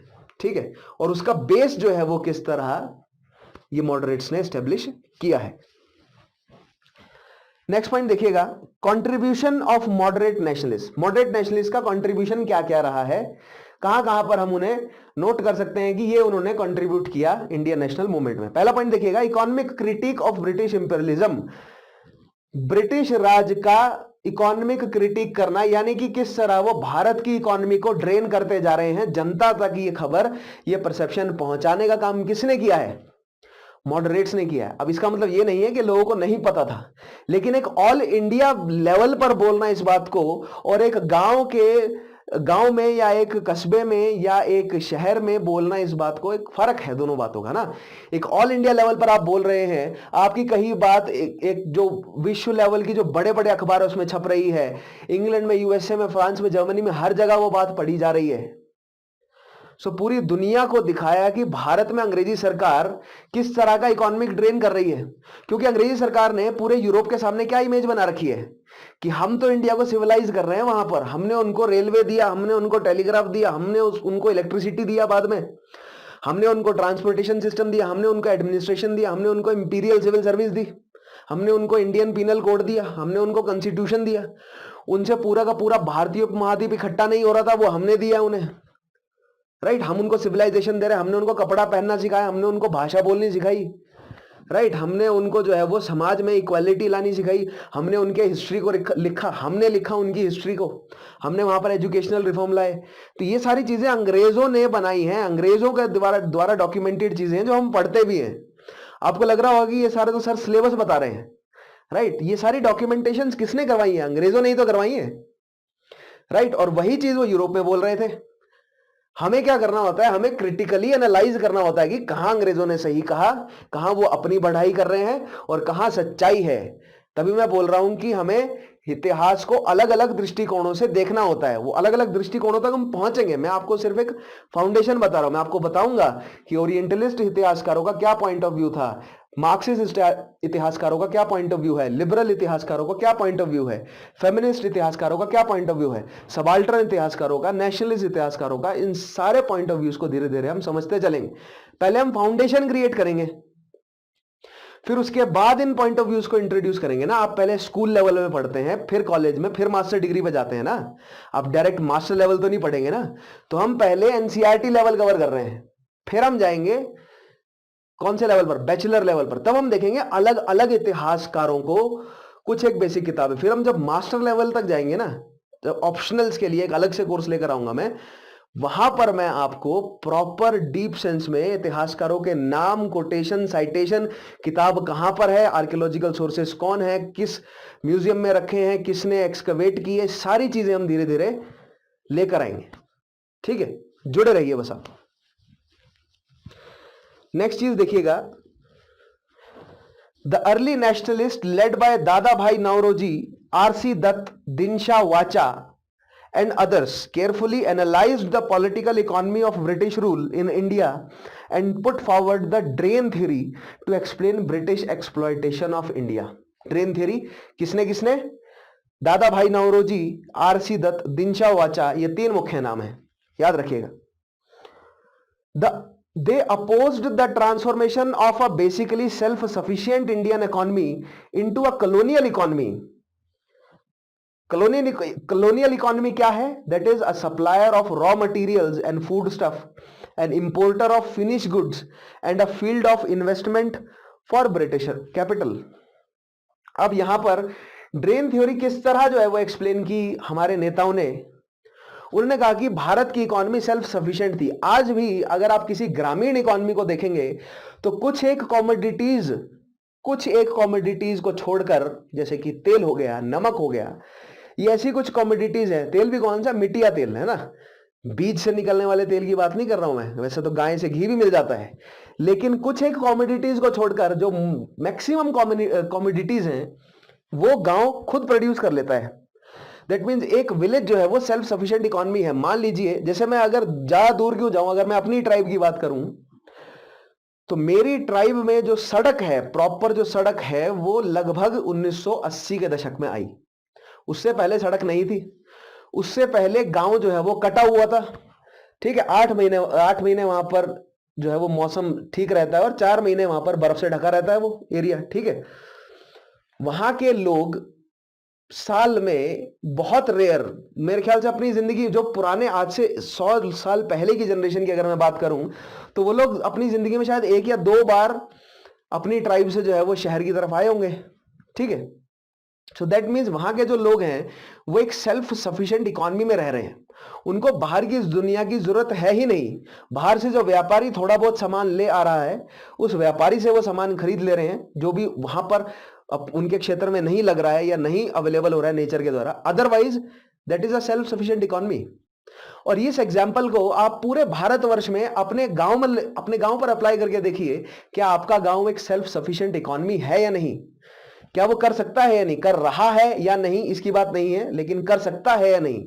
ठीक है, कपड़ा गांव खुद बना सकता है, खाना अपना खुद पैदा कर सकता है, अपने लिए जो है वो अपने लेवल की एजुकेशन, ठीक है, पॉलिटिकल स्ट्रक्चर भी अवेलेबल है, पूरा का पूरा इकोनॉमी भी कवर्ड है। तो गांव जो है वो एक सेल्फ सस्टेनिंग इकोनॉमी है। वो प्रोड्यूस भी क्रिएट कर रहा है, जिसको बेच भी रहा है वो, राइट। इकोनॉमी जो है वो व्यापार भी बढ़ रहा है। तो भारत का जो इकोनॉमिक स्ट्रक्चर था सल्तनत काल में, या जो मुगलिया सल्तनत है उनकी बात भी करें, यानी कि अंग्रेजों से पहले, ठीक है, नॉट जस्ट मुगलिया सल्तनत, लेकिन जितने भी हिंदू राज्य थे, मराठों का शासन था दक्षिण भारत में, विजयनगर और जो ये जो क्या नाम है, बेदार है, बेराड है, ये सारे जो राज्य थे दक्कन भारत के, इन सब में क्या था, ये सब लोग जो है वो सेल्फ सफिशिएंट इकोनॉमीज थी। ठीक है, ये लोग ट्रेड करते थे, अपना सिस्टम खुद चला रहे थे। भारतीय एक उपमहाद्वीप को एक पॉलिटिकल यूनिटी की जरूरत कुछ हद तक नहीं भी थी, राइट। लेकिन अंग्रेजों ने जो पॉलिटिकल यूनिटी प्रोवाइड करी भारत को, फिर भारत से पहला फेज क्या रहा उनका इकोनॉमिक, मतलब जो फेज रहा अंग्रेजों का, उसमें वो भारत से तैयार सामान जो है वो लेकर बाहर बेचा उन्होंने। ठीक है, और दूसरे फेज में भारत से कच्चा सामान जो है वो लेकर बाहर बेचा, बाहर जो है वो प्रोसेस किया अपनी मिलों में। जब इंडस्ट्रियल रेवोल्यूशन लंदन में आया, भारत से कपास, भारत से सिल्क जो है वो ले जाया गया कच्चा, वहां से कपड़ा जो है वो बनाया गया और फिर भारत में लाकर वो कपड़ा बेचा गया, शर्ट पैंट भारत में बेची गई। दैट मीन्स भारत में पॉलिटिकल अधिकरण किया। वैसे ये इकोनॉमिक इंपैक्ट वाले टॉपिक में मैं डिटेल में समझाऊंगा, लेकिन एक जस्ट ग्लिम्स दे देता हूं। भारत में पॉलिटिकल अधिकरण किया, भारत से कच्चा सामान छीन लिया, है ना, सस्ते दामों पर क्या खरीदना, टैक्स के नाम पर, जो भी रेवेन्यू सिस्टम्स हैं उनके नाम पर छीन लिया, भेजा भारत से बाहर, इंग्लैंड बनाया और वापस लाकर बेच दिया भारतीयों को ऊंचे दामों पर। इससे हुआ क्या, एक तो जितनी भी प्रोड्यूस है वो अंग्रेजों के पास चली गई, प्लस खरीदने के लिए जो भारतीयों ने, जो जेब में पैसा पड़ा था जेब भारतीयों के, वो भी अंग्रेजों को दे दिया। इसको कहा गया इकोनॉमिक ड्रेन किया उन्होंने। इसको मैं एक पूरा अलग से सेशन लूंगा, उसमें डिटेल में समझाऊंगा। ठीक है, so this was that colonial economy. Next point देखिएगा, the moderates were able to create all India public opinion that British rule in India was the major cause of India's poverty and economic backwardness, right. Bharat की इतने बड़े level पर जो गरीबी है, भारत में जो अकाल पड़ रहे हैं, भारत में भुखमरी हो रही है, भारत में जो बीमारियां फैल रही है, भारत में जो युद्ध हो रहा है, सिविल वॉर हो रहे हैं ना, दंगे फैल रहे हैं, वो सब अंग्रेजों की वजह से। तो भारत जो गरीब है, जो भारत ग्लोरीफाइड था, संगमरमर की बिल्डिंग्स बना रहा था बड़ी बड़ी, राइट, भारत में जो सोने की चिड़िया जिसे कहा जाता था, गांव गांव जो खुश था भारत का, कहने की बात है, लेकिन कुछ हद तक कहीं जगहों पर था भी। ठीक है, बट कहने का मतलब व्यापार भारत में जो इतना ज्यादा था, भारत से जो व्यापार था वो अंग्रेजों ने सब बंद करा दिया। ठीक है, तो भारतीय व्यापार का जो हनन किया है वो भी मैं इकोनॉमिक जो पॉलिसीज रही अंग्रेजों की, या जो इकोनॉमिक इंपैक्ट है ब्रिटिश राज का भारत पर, उस सेशन में चीजें मैं कवर करूंगा। ठीक है, एक्चुअली वो एक सेशन नहीं रहेगा, वो थोड़ा लंबा टॉपिक है, हो सकता है मुझे 2-3 सेशंस लेने पड़े उस टॉपिक पर। खैर, एक ऑल इंडिया ओपिनियन बनाने में कामयाब रहे कौन? मॉडरेट्स। नेक्स्ट पॉइंट देखिएगा, the early nationalist demanded reduction in land revenue. Right, अब हम देखते हैं कि अर्ली नेशनलिस्ट ने क्या क्या डिमांड्स रखी। ठीक है, तो आइए उन डिमांड्स को समझते हैं। सो नेशनलिस्ट द्वारा डिमांड्स जो है वो क्या क्या रखी गई। ठीक है, सबसे पहला पॉइंट देखिएगा, reduction in land revenue. Obviously बहुत ज्यादा टैक्स ले रही थी अंग्रेजी सरकार। अबॉलिशन ऑफ सॉल्ट लॉ, जिसपे आगे चलकर जो है वो गांधी जी ने सिविल डिसोबीडियंस को भी बेस किया, हमने वो पूरा टॉपिक पढ़ा है। Improvement in working conditions of plantation labours. अब ये लेबर्स वाला जो एक पूरा टॉपिक है ना, मैं आपको कराऊंगा इसमें जगह जगह जो कॉफी के, चाय के बागान हैं, उसके अलावा अफीम के बागान, नील की खेती, ये सब जो प्लांटेशंस हैं, इसमें जो मजदूरों को मरते दम तक जो काम करवाया गया है, जो बंधुआ मजदूरी करवाई गई है, वहां पर जो बहुत बुरा हाल है, लोगों से जो बेगार करवाई गई पंजाब के क्षेत्र में प्लांटेशंस में, इन सब को हम एक अलग टॉपिक में डिस्कस करेंगे। ठीक है, तो उनके हालात को सुधारने की मांग की गई। उसके अलावा रिडक्शन इन मिलिट्री एक्सपेंडिचर। अंग्रेजी सरकार लिट्टन जो अभी भी बर्मा और अफगानिस्तान से लड़ने की बात कर रहा था, बर्मा में एक्सपेंशन चल रहा था, तिब्बत की तरफ एक्सपेंशन करने की सोच रही थी अंग्रेजी सरकार, तो जब मिलिट्री पे खर्च कर रही थी अंग्रेजी सरकार, और फिर उसके बाद, और मिलिट्री में जा कौन रहा था? भारतीय जा रहे थे, और मिलिट्री को पैसा कहां से जा रहा था? भारतीय रेवेन्यू से जा रहा था। राइट, सो जितना खर्चा भारतीय रेवेन्यू से इन सब गैर जरूरतन चीजों पर लगेगा, उतना भारतीयों के लिए कम रहेगा पैसा। भारत में अकाल पड़ रहा है, भारत में भूखमरी फैल रही है, भारत में बीमारियां फैल रही हैं, उसके लिए तो आप कुछ कर नहीं रहे हैं। अच्छा, आप युद्ध लड़ रहे हैं जगह जगह जाके। राइट, और फिर आप बोलते हैं कि एक बेनोवलेंट सरकार है हमारी भारत में। सो अंग्रेजों से ये सवाल थे किनके? मॉडरेट्स के। Right, and encouragement of modern industry through tariff production and direct government aid. Modern industry जो है वो भारत में इंडस्ट्रियल रेवोल्यूशन लाई जाए, ऐसी डिमांड थी। अब देखते हैं कि कॉन्स्टिट्यूशनल रिफॉर्म्स में क्या जो है वो इन्वॉल्वमेंट रहा, किसका? मॉडरेट्स का। तो पहला पॉइंट देखिएगा, legislative councils in India had no real official power till 1920। 1919 के गवर्नमेंट ऑफ इंडिया एक्ट के बाद डायरकियल सिस्टम जो आया है, जो हमने समझ लिया एक टॉपिक में। राइट, सो तब तक जो है वो कोई ऑफिशियल पावर नहीं थी भारतीयों के हाथ में। Indian members were few in number. In 30 years from 1862 to 1892 only 45 Indians were nominated to it, most of them being wealthy, landed and loyalist interest. Right, simple सी बात है, 1862 से 1892 तक जो भी भारतीय काउंसिल में जा रहे हैं, चाहे वो लेजिस्लेटिव काउंसिल हो या प्रोविंशियल काउंसिल हो, राइट, वो सब सेंट्रल लेजिस्लेटिव काउंसिल, राइट, वो सब क्या हैं? वो सब अंग्रेजों के लॉयलिस्ट होंगे। मैंने आपको बोला ना, बाद में जो इलेक्शन के माध्यम से भी, वैसे तो 1892 में इलेक्शन वर्ड का यूज नहीं किया गया, ठीक है, इनडायरेक्टली इलेक्ट किए गए, लेकिन उसके नॉमिनेशन और इनडायरेक्ट इलेक्शन हुआ।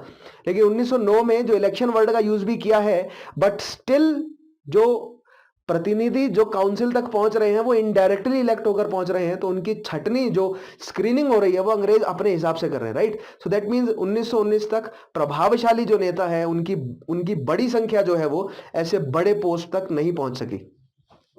ठीक है, उसके अलावा देखिएगा अब और क्या क्या काम किए इन्होंने, या क्या डिमांड थी इनकी।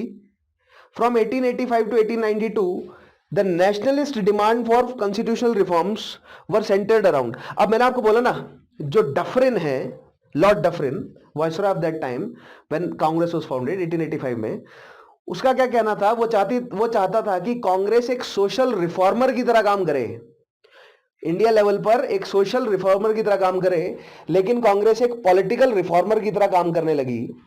यहां पर एक कॉन्फ्लिक्ट ऑफ इंटरेस्ट बना कि क्या कांग्रेस एक पॉलिटिकल रिफॉर्मिंग ऑर्गेनाइजेशन है या एक सोशल रिफॉर्मिंग ऑर्गेनाइजेशन है।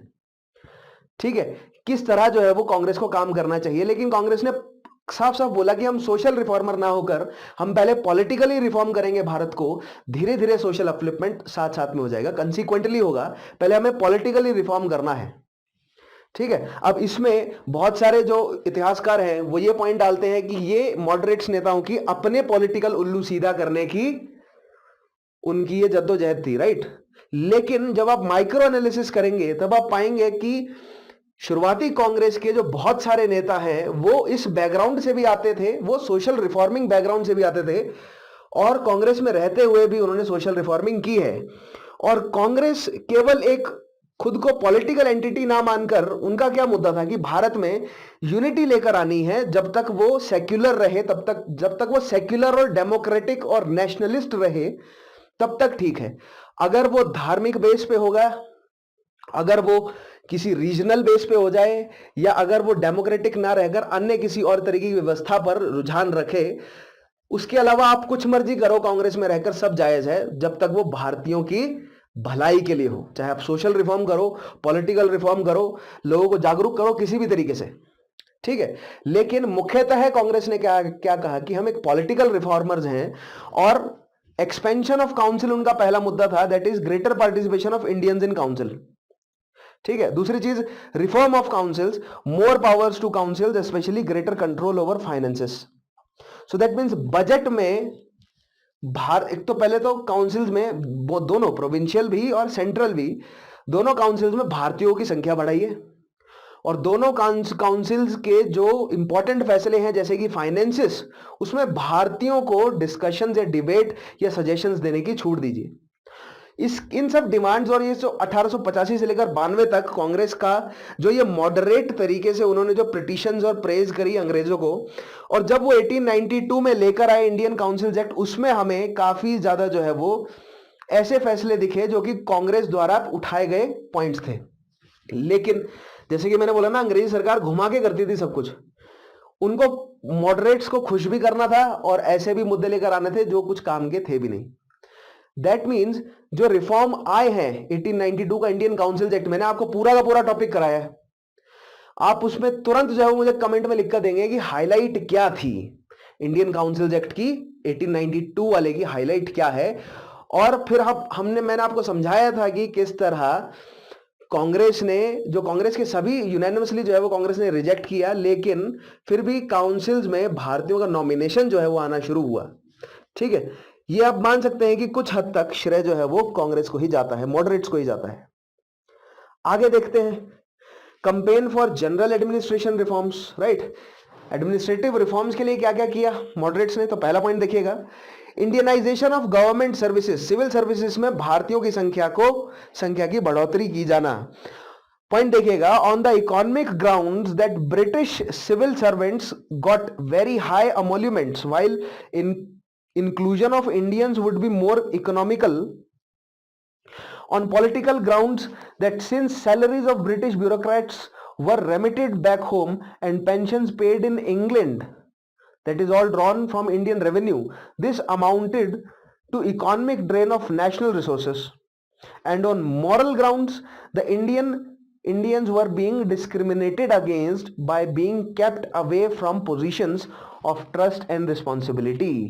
तो यहां पर सिविल सर्विसेज में 3 ग्राउंड आ गए।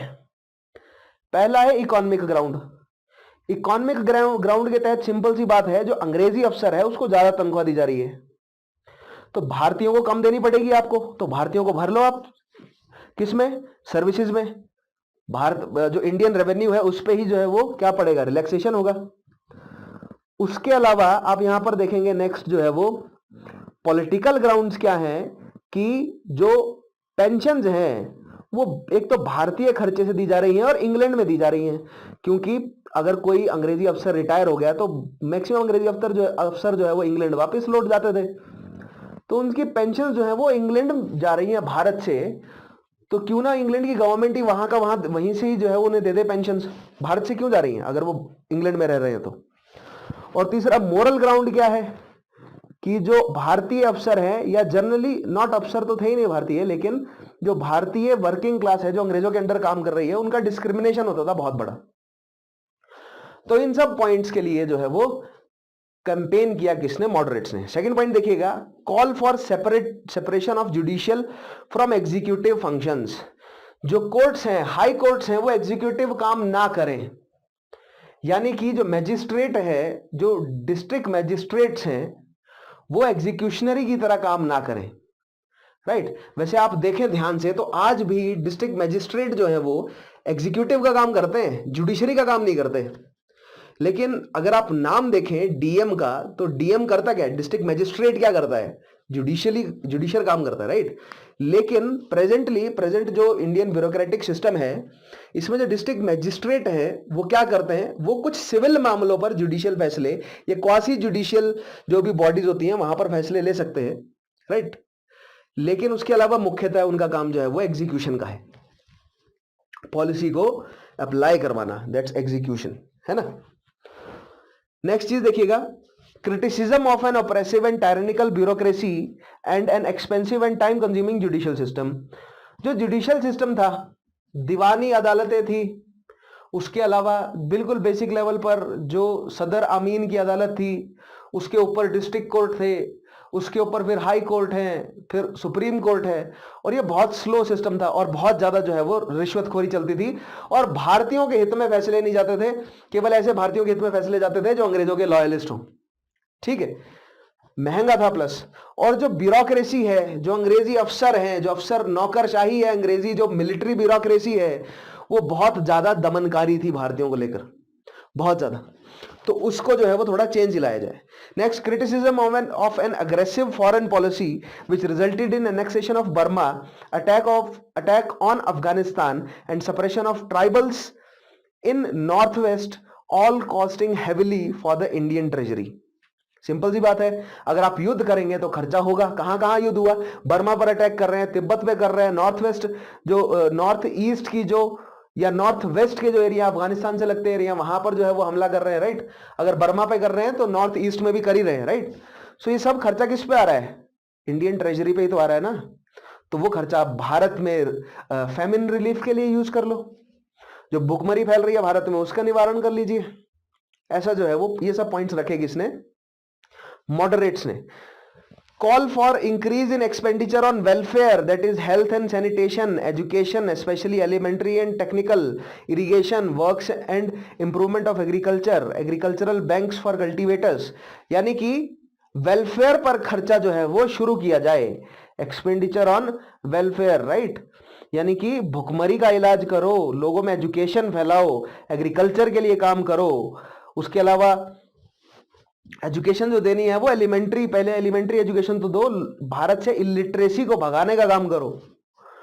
लास्ट पॉइंट देखिएगा, demand for better treatment for Indian labour abroad in other British colonies where they faced operation and racial discrimination. भारतीय जो अन्य कॉलोनीज में जा रहे हैं अंग्रेजों की, उनके साथ बहुत बुरा सलूक किया जाता है, ठीक है। तो वो ना हो, ये डिमांड जो है वो, ये सारी डिमांड्स किसने रखी? मॉडरेट्स ने रखी। इनमें से कुछ मानी गई, कुछ नहीं मानी गई, लेकिन इन्होंने एक बेस प्रोवाइड किया आगे आने वाली जनरेशंस के लिए कि आपको कौन कौन सी डिमांडों पर काम करना है, राइट। इन्होंने सिलेबस लिख कर दे दिया आगे आने वाली जनरेशंस को कि ये सिलेबस आपको पढ़ना है। सिलेबस पढ़ने का मतलब क्या है कि ये सारी डिमांड्स हैं, इस तरह ये इकोनॉमी को ड्रेन कर रहे हैं, इस तरह इनका पॉलिटिकल कंट्रोल है, इस तरह आप इकोनॉमी को बचा सकते हैं, ये आपको सवाल पूछने हैं, ये आपको चेंजेस लेके आने हैं। अब वो आप मास एजुकेशन से करो, रेवोल्यूशन से करो, कॉन्स्टिट्यूशनल दायरे में रहकर करो, वो आपको देखना है। हमने बेस क्रिएट कर दिया, हमने आपको सिलेबस ला कर दे दिया। अगर आपको सिलेबस ही ना पता हो तो आप कैसे जो है वो एग्जामिनेशन को क्रैक करेंगे, राइट। सो मॉडरेट्स ने वो सिलेबस प्रोवाइड किया आगे आने वाली जनरेशंस के लिए। अब देखते हैं, इवैल्यूएशन करते हैं इन शुरुआती नेशनलिस्ट का, ठीक है। पहला पॉइंट देखिएगा, the early nationalist did a great deal to awaken the national sentiment. National sentiment भारत में भारत को एक राष्ट्र की भावना देने का सबसे पहला जो बड़े लेवल पर काम किया है वो इन मॉडरेट नेताओं ने किया। ऐसा नहीं है कि उससे पहले नहीं किया, लोगों ने डेफिनेटली किया है, लेकिन बड़े लेवल पर, राइट। राष्ट्र पूरे एक ऑर्गेनाइज्ड तरीके से किसने किया? इंडियन नेशनल कांग्रेस ने, राइट। शुरुआती इंडियन नेशनल कांग्रेस के भी मॉडरेट्स ने। पहला पॉइंट देखिएगा, they represented the most progressive force of that time, उस समय की सबसे तेजी से आगे बढ़ने वाली शक्ति के रूप में उभरे। अब मैंने आपको कहा ना, एक्सट्रीमिस्ट ने कहा कि ये लोग स्लो हैं, ठीक है। उसके बाद जो होम रूल लीग आई उसने कहा कि एक्सट्रीमिस्ट स्लो थे। जो गांधीयन एरा आया उसने कहा कि ये पहले वाले सारे स्लो थे, मतलब प्रोग्रेसिव नहीं थे। स्लो इन द सेंस ये नहीं कि उनका पेस कम था, लेकिन प्रोग्रेशन उनका नहीं था। प्रोग्रेशन क्या है? मास एजिटेशन, लोगों को, ज्यादा से ज्यादा लोगों को अपने साथ जोड़ना, राइट। उसके बाद नेहरूवियन एरा ने बाकी पॉइंट्स को जो है वो सबको गलत ठहराया। सो दैट मीन्स ये कि समय के साथ सब गलत साबित हो जाते हैं। आज जो सही है वो कुछ समय के बाद गलत हो जाएगा, ठीक है। मतलब पॉइंट ये है कि समय जो है वो हर चीज को रिप्लेस कर देता है, ठीक है। और वही मॉडरेट्स के साथ हुआ भी, लेकिन अपने समय के वो सबसे ज्यादा प्रोग्रेसिव फोर्स थे। उससे पहले जो ऑर्गेनाइजेशंस थी, 1885 से पहले जो ऑर्गेनाइजेशंस थी, वो नेशनल लेवल पर नहीं थी। भले ही ऑल इंडिया कॉन्फ्रेंस थी वहां पर मौजूद, लेकिन फिर भी वो बंगाल सेंट्रिक थी। वहां पर जो जितने भी इंटेलेक्चुअल्स थे वो बंगाल के आकर जुड़े ज्यादा से ज्यादा। लेकिन उसी सेम दिसंबर 1885 में एक साइड ऑल इंडिया कॉन्फ्रेंस हुई और एक साइड इंडियन नेशनल कांग्रेस की पहली बैठक हुई, जिसमें ज्यादा लोग जुड़े और ज्यादा क्षेत्र से आए हुए लोग जुड़े, वो थी इंडियन नेशनल कांग्रेस। यहां से हमें यह पता चल जाता है कि फैलाव किसका ज्यादा था, कौन ज्यादा प्रोग्रेसिव था। सेकंड पॉइंट देखिएगा, they were able to create a wide nation awakening of all Indians having common interest and the need to rally around a common programme against a common enemy. Common programme against a common enemy, ये जो भावना है कि हम सब का दुश्मन अंग्रेजी शासन है। समझ रहे हैं आप? यहां पर दो अलग अलग चीजें हैं, अंग्रेजी शासन और अंग्रेज। उन्होंने कहा कि हमारा दुश्मन अंग्रेज ना होकर हमारे दुश्मन अंग्रेजी शासन है। ये जो इंपीरियलिस्टिक स्ट्रक्चर है भारत पर, जो कॉलोनी है भारत पर, ये है हमारा दुश्मन, राइट। अंग्रेज नहीं है हमारा दुश्मन। सो कॉमन एनिमी क्या है? The colony itself. And above all the feeling of belonging to one nation, right. एक छत्र एक भारत की जो भावना है वो मॉडरेट्स ने पैदा करी लोगों के अंदर। They trained people in political work and popularise modern ideas, obviously, ठीक है। भारतीयों में धीरे धीरे जो है वो पॉलिटिकल वर्क कैसे किया जाता है, मास एजिटेशन कैसे किया जाता है, आज भी बिल्कुल बेसिक चीज है। आज भी अगर आपको कहा जाए, मान लीजिए आप फॉर्मल तरीके से तैयारी ना कर रहे हो सिविल सर्विसेज की, ठीक है, अगर आप अपने आप को एक कॉमन इंसान समझें और अगर आपसे कहा जाए कि एक बहुत फॉर्मल लेटर आपको लिखना है सरकार को और बताना है कि आपकी ये प्रॉब्लम्स हैं, तो क्या आप ये लिख पाएंगे? क्या आप वो फॉर्मल शब्द जानते हैं? क्या आपके पास वो वोकैबुलरी है? क्या आपके पास वो स्टेटमेंट मैनेजमेंट है कि शब्द किस तरह पिरोने हैं, कैसे वो लेटर लिखा जाएगा, क्या क्या मेंशन करना है, किन सूत्रों को रखा जाए, किन को छोड़ा जाए? तो ये जो तौर तरीके हैं, जो पॉलिटिकल काम कैसे किया जाता है, ये किसने शुरुआत करी, इंट्रोड्यूस किया लोगों को? मॉडरेट्स ने, ठीक है। नेक्स्ट चीज देखिएगा, they exposed the basically exploitative character. Basically कि वो एक्सप्लॉइटिव ही है, उस दो राहें नहीं है कोई। तो ये जो दो राहें थी ये खत्म करी कि हो सकता है कि अंग्रेज भला कर रहे हैं, क्योंकि अंग्रेज क्या कह रहे थे कि हम भारतीयों को प्रोग्रेशन की तरफ ले जा रहे हैं। और कुछ भारतीय मान भी रहे थे, हाँ भाई सड़कें आ गई, गाड़ियां आ गई, ट्रेन चलने लगी, बिजली आ जा रही है, ठीक है, तार एस्टेब्लिश हो गया, नहरें बन रही है, सैनिटेशन सिस्टम आ रहा है, नया एडमिनिस्ट्रेशन आ गया, हॉस्पिटल खुल गए, नई टेक्नोलॉजी आ रही है, राइट। तो अंग्रेजों ने इस चीज को इस तरह पोर्ट्रे किया कि हम आपको प्रोग्रेशन की तरफ ले जा रहे हैं। तो कुछ भारत का कुछ एक हिस्सा है वो ये मानने भी लगा था। उनको ये बताना था कि ये प्रोग्रेशन नहीं है, ये इकोनॉमिक कैपिटलिज्म है, या आपको धीरे धीरे जो है वो एक इकोनॉमिक कॉलोनी जो है वो आप बनते जा रहे हैं, ठीक है।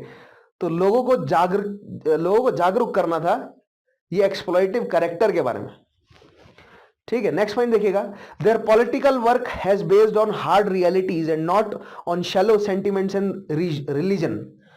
धर्म के ऊपर नहीं था, या इस बेसिक चीज पे नहीं था कि अंग्रेजों ने कहीं मारकाट करी है, कहीं अंग्रेजों ने शूट आउट किया तो हमें तुरंत जो है वो उनको मार देना है।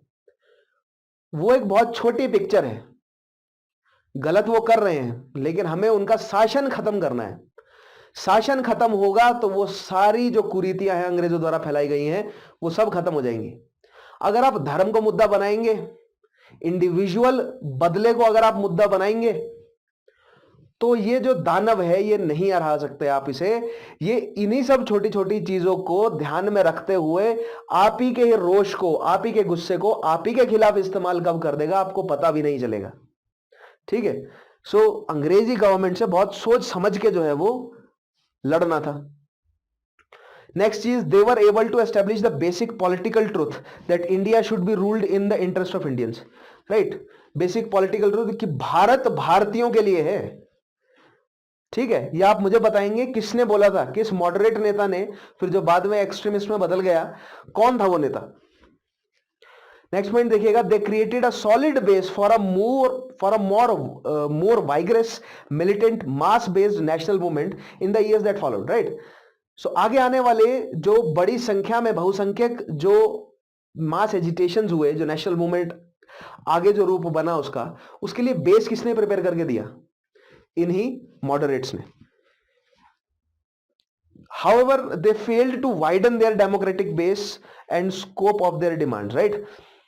भले ही उनके मेथड्स कितने भी वैसे तो बहुत ज्यादा मॉडरेट थे, मॉडरेट इसलिए बोला जाता है क्योंकि बहुत नरम थे, इसलिए नरम दल कहा जाता है। हाथ जोड़ रहे हैं, पिटीशन कर रहे हैं, लेकिन जरूरी था वो, अगर वो हाथ खोलते तो अंग्रेजों के पास ज्यादा बड़े हथियार हैं, वो दफन कर देते।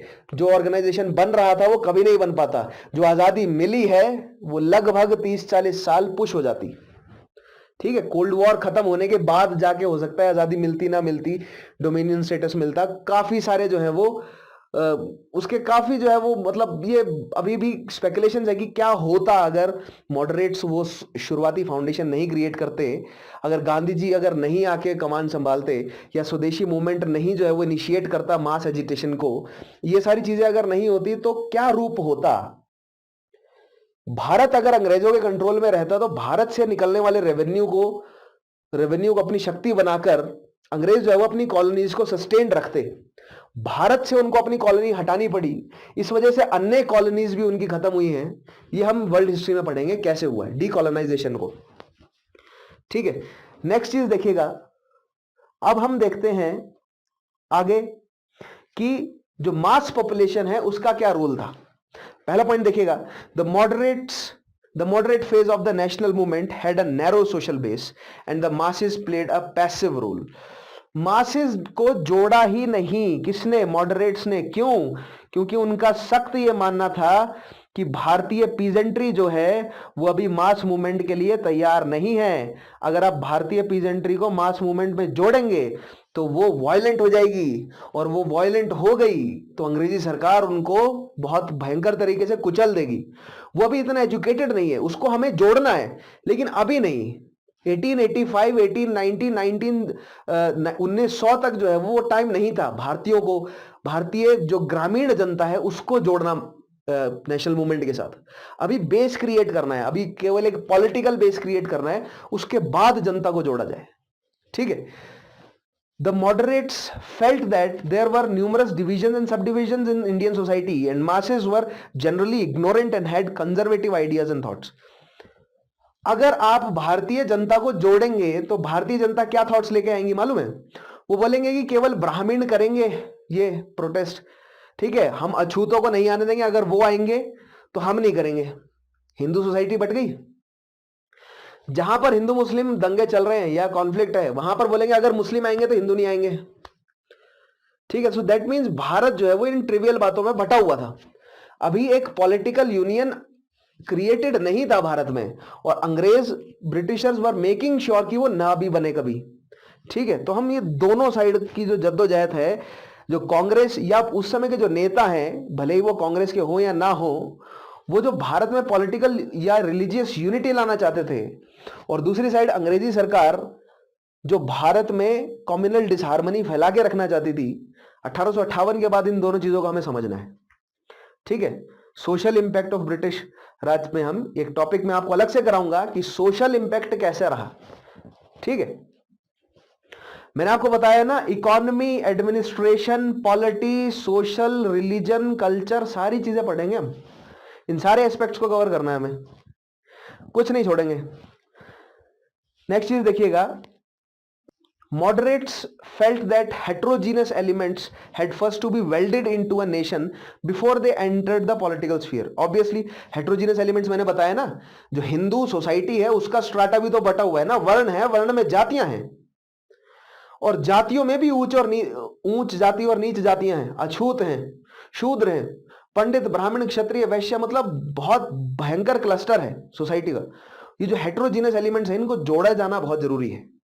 पहले सबको भारतीय बनना है अंग्रेजों के खिलाफ, राइट? पहले क्या बनना है? सबको भारतीय बनना है, इंडिया के लिए खेलना है सबको, ठीक है। नेक्स्ट पॉइंट देखिएगा, because of lack of mass participation the moderates could not take militant political positions against the authorities, right? बड़ी जनता जो, देखिए पैराडॉक्स है, फिर से पैराडॉक्स आ गया।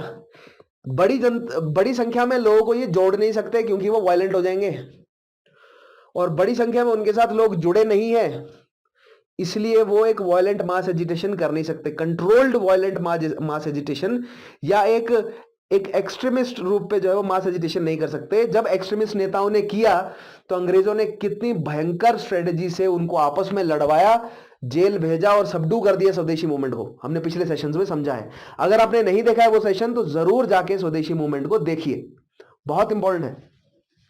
लास्ट पॉइंट देखिएगा, the later nationalist differed from moderates precisely on this point, right? ये चीज हम समझ चुके हैं पिछले सेशन में कि कैसे एक्सट्रीमिस्ट और मॉडरेट्स के बीच में इसी मुद्दे को लेकर दंगा था कि मास पॉपुलेशन को जोड़ा जाए या नहीं। अब देखते हैं गवर्नमेंट का क्या रवैया था मॉडरेट्स नेताओं को लेकर, ठीक है। सबसे पहला पॉइंट देखिएगा, the British Indian government was hostile to the Congress from the beginning, despite the latest moderate methods and emphasis on loyalty to the British Crown. British, मैंने आपको बोला ना, डफरिन ने ये बोला था कि सोशल रिफॉर्म करने हैं आपको, और कांग्रेस जो है वो पॉलिटिकल रिफॉर्म्स में उतर गई, वहीं से ही खटास बन गई अंग्रेजी सरकार और कांग्रेस के बीच में, ठीक है। अंग्रेजी सरकार कांग्रेस को जो है वो एक बहुत तुच्छ दर्जे का समझती थी, और कांग्रेस जो है वो अंग्रेजी सरकार को बोलती थी कि हम आपके लॉयलिस्ट हैं, हम आपके लॉयल हैं, आप शासन कीजिए, कोई चक्कर नहीं है, आप रहिए इंपीरियल सुपीरियर एपेक्स अथॉरिटी, लेकिन एडमिनिस्ट्रेशन में हमें जगह दीजिए, हमारे लोगों के लिए कुछ करिए थोड़ा बहुत, आप एक्सप्लॉइटेशन कर रहे हैं, देखिए तो सही अंग्रेजों को, इंग्लैंड में बैठे अंग्रेजों को ऐसा कह रहे हैं वो, ठीक है।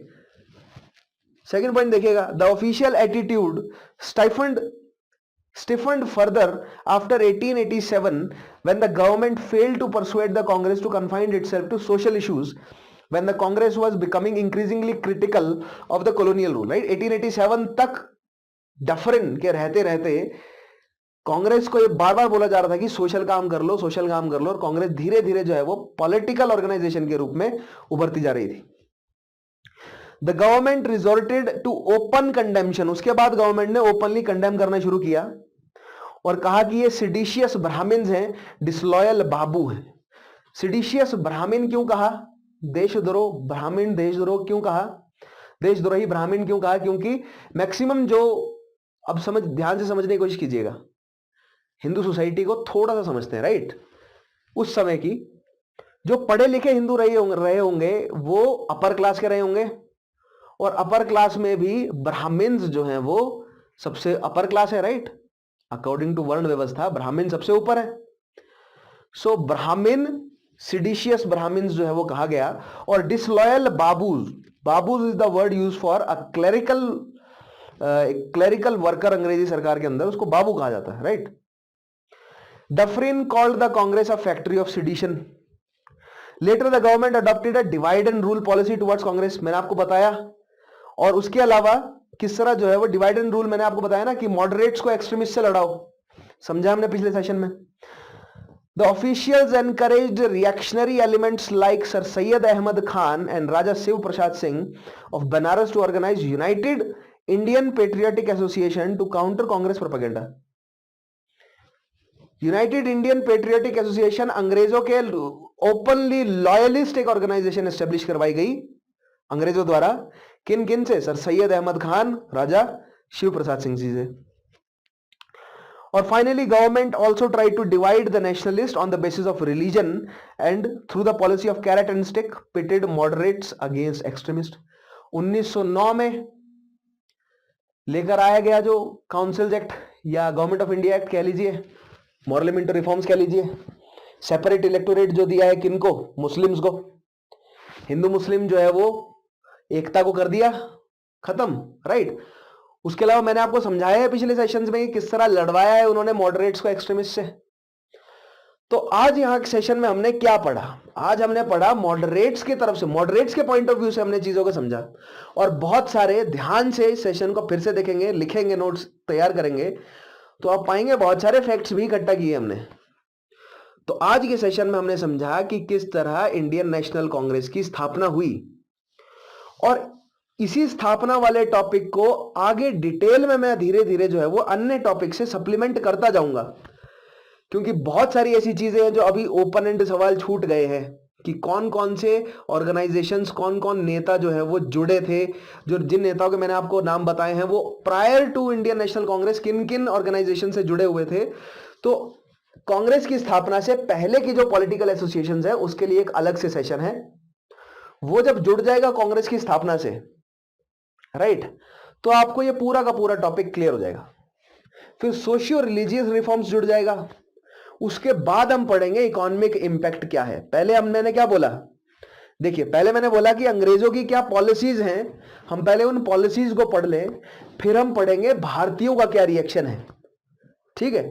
तब हम पढ़ेंगे सोशल और रिलीजियस रिफॉर्म्स, तब हम पढ़ेंगे कि जो ट्राइबल मूवमेंट्स हुई हैं, पीजेंट मूवमेंट्स हुई हैं, रिवॉल्ट तो हमने खैर पढ़ी ली, ठीक है। फिर धीरे धीरे जो इन सारे मुद्दों को जोड़ते चले जाएंगे और नेशनल मूवमेंट के हम सेकंड फेज पे आएंगे, गांधीयन एरा के, जिसके दो मुख्य पॉइंट मैंने करा दिए आपको, राइट। सो जो मुख्य माइलस्टोन है उनको मैं सेट कर रहा हूं, बीच की कहानी, बीच के कॉन्सेप्ट को धीरे धीरे हम बुनेंगे। ये हमारी स्ट्रेटेजी है मॉडर्न पढ़ने की, ठीक है। सो आज के सेशन को मैं यहां कंक्लूड कर रहा हूं। अगर आपने पिछले सेशंस नहीं देखे हैं सो मेक श्योर कि आप उन सेशंस को देखें, और अगर आप सीएससी के लिए तैयार कर रहे हैं तो डिस्क्रिप्शन में आपको लिंक मिल जाएगा, उस लिंक पर टैप कीजिएगा, एप्लीकेशन इंस्टॉल कीजिए, स्मार्ट कोर्स को देखिए क्या क्या वो आपको ऑफर कर रहा है, और तैयारी अपनी शुरू कीजिए एक थॉरो तरीके से। सो आज के सेशन को मैं यहां कंक्लूड करता हूं। आगे आने वाला session most probably home rule league पर मैं लेकर आऊंगा, और इस कहानी को हम पूरा कर देंगे, कांग्रेस की स्थापना से लेकर गांधीयन एरा की शुरुआत तक सारी चीजें हम कवर कर देंगे, ठीक है, और जोड़ लेंगे, सबका एनालिसिस करेंगे। फिर हम धीरे धीरे माइक्रो एनालिसिस पे भी उतरेंगे। हम पहले फाउंडेशन क्रिएट कर रहे हैं, मैंने आपको बोला ना, पहले एलिमेंट्री, फिर हायर एजुकेशन, फिर कॉलेज एजुकेशन, फिर मास्टर्स, धीरे धीरे बढ़ेंगे हम आगे। अभी हम फाउंडेशन क्रिएट कर रहे हैं, हम स्कूल लेवल की तैयारी कर रहे हैं, फिर हम बैचलर लेवल की तैयारी करेंगे, फिर मास्टर लेवल की करेंगे। So having said all this, आज का सेशन मैं कंक्लूड करता हूं। मेरा नाम है विशाल चौहान, मैं मिलूंगा आपसे अगले सेशन में, तब तक के लिए टेक योर गुड केयर।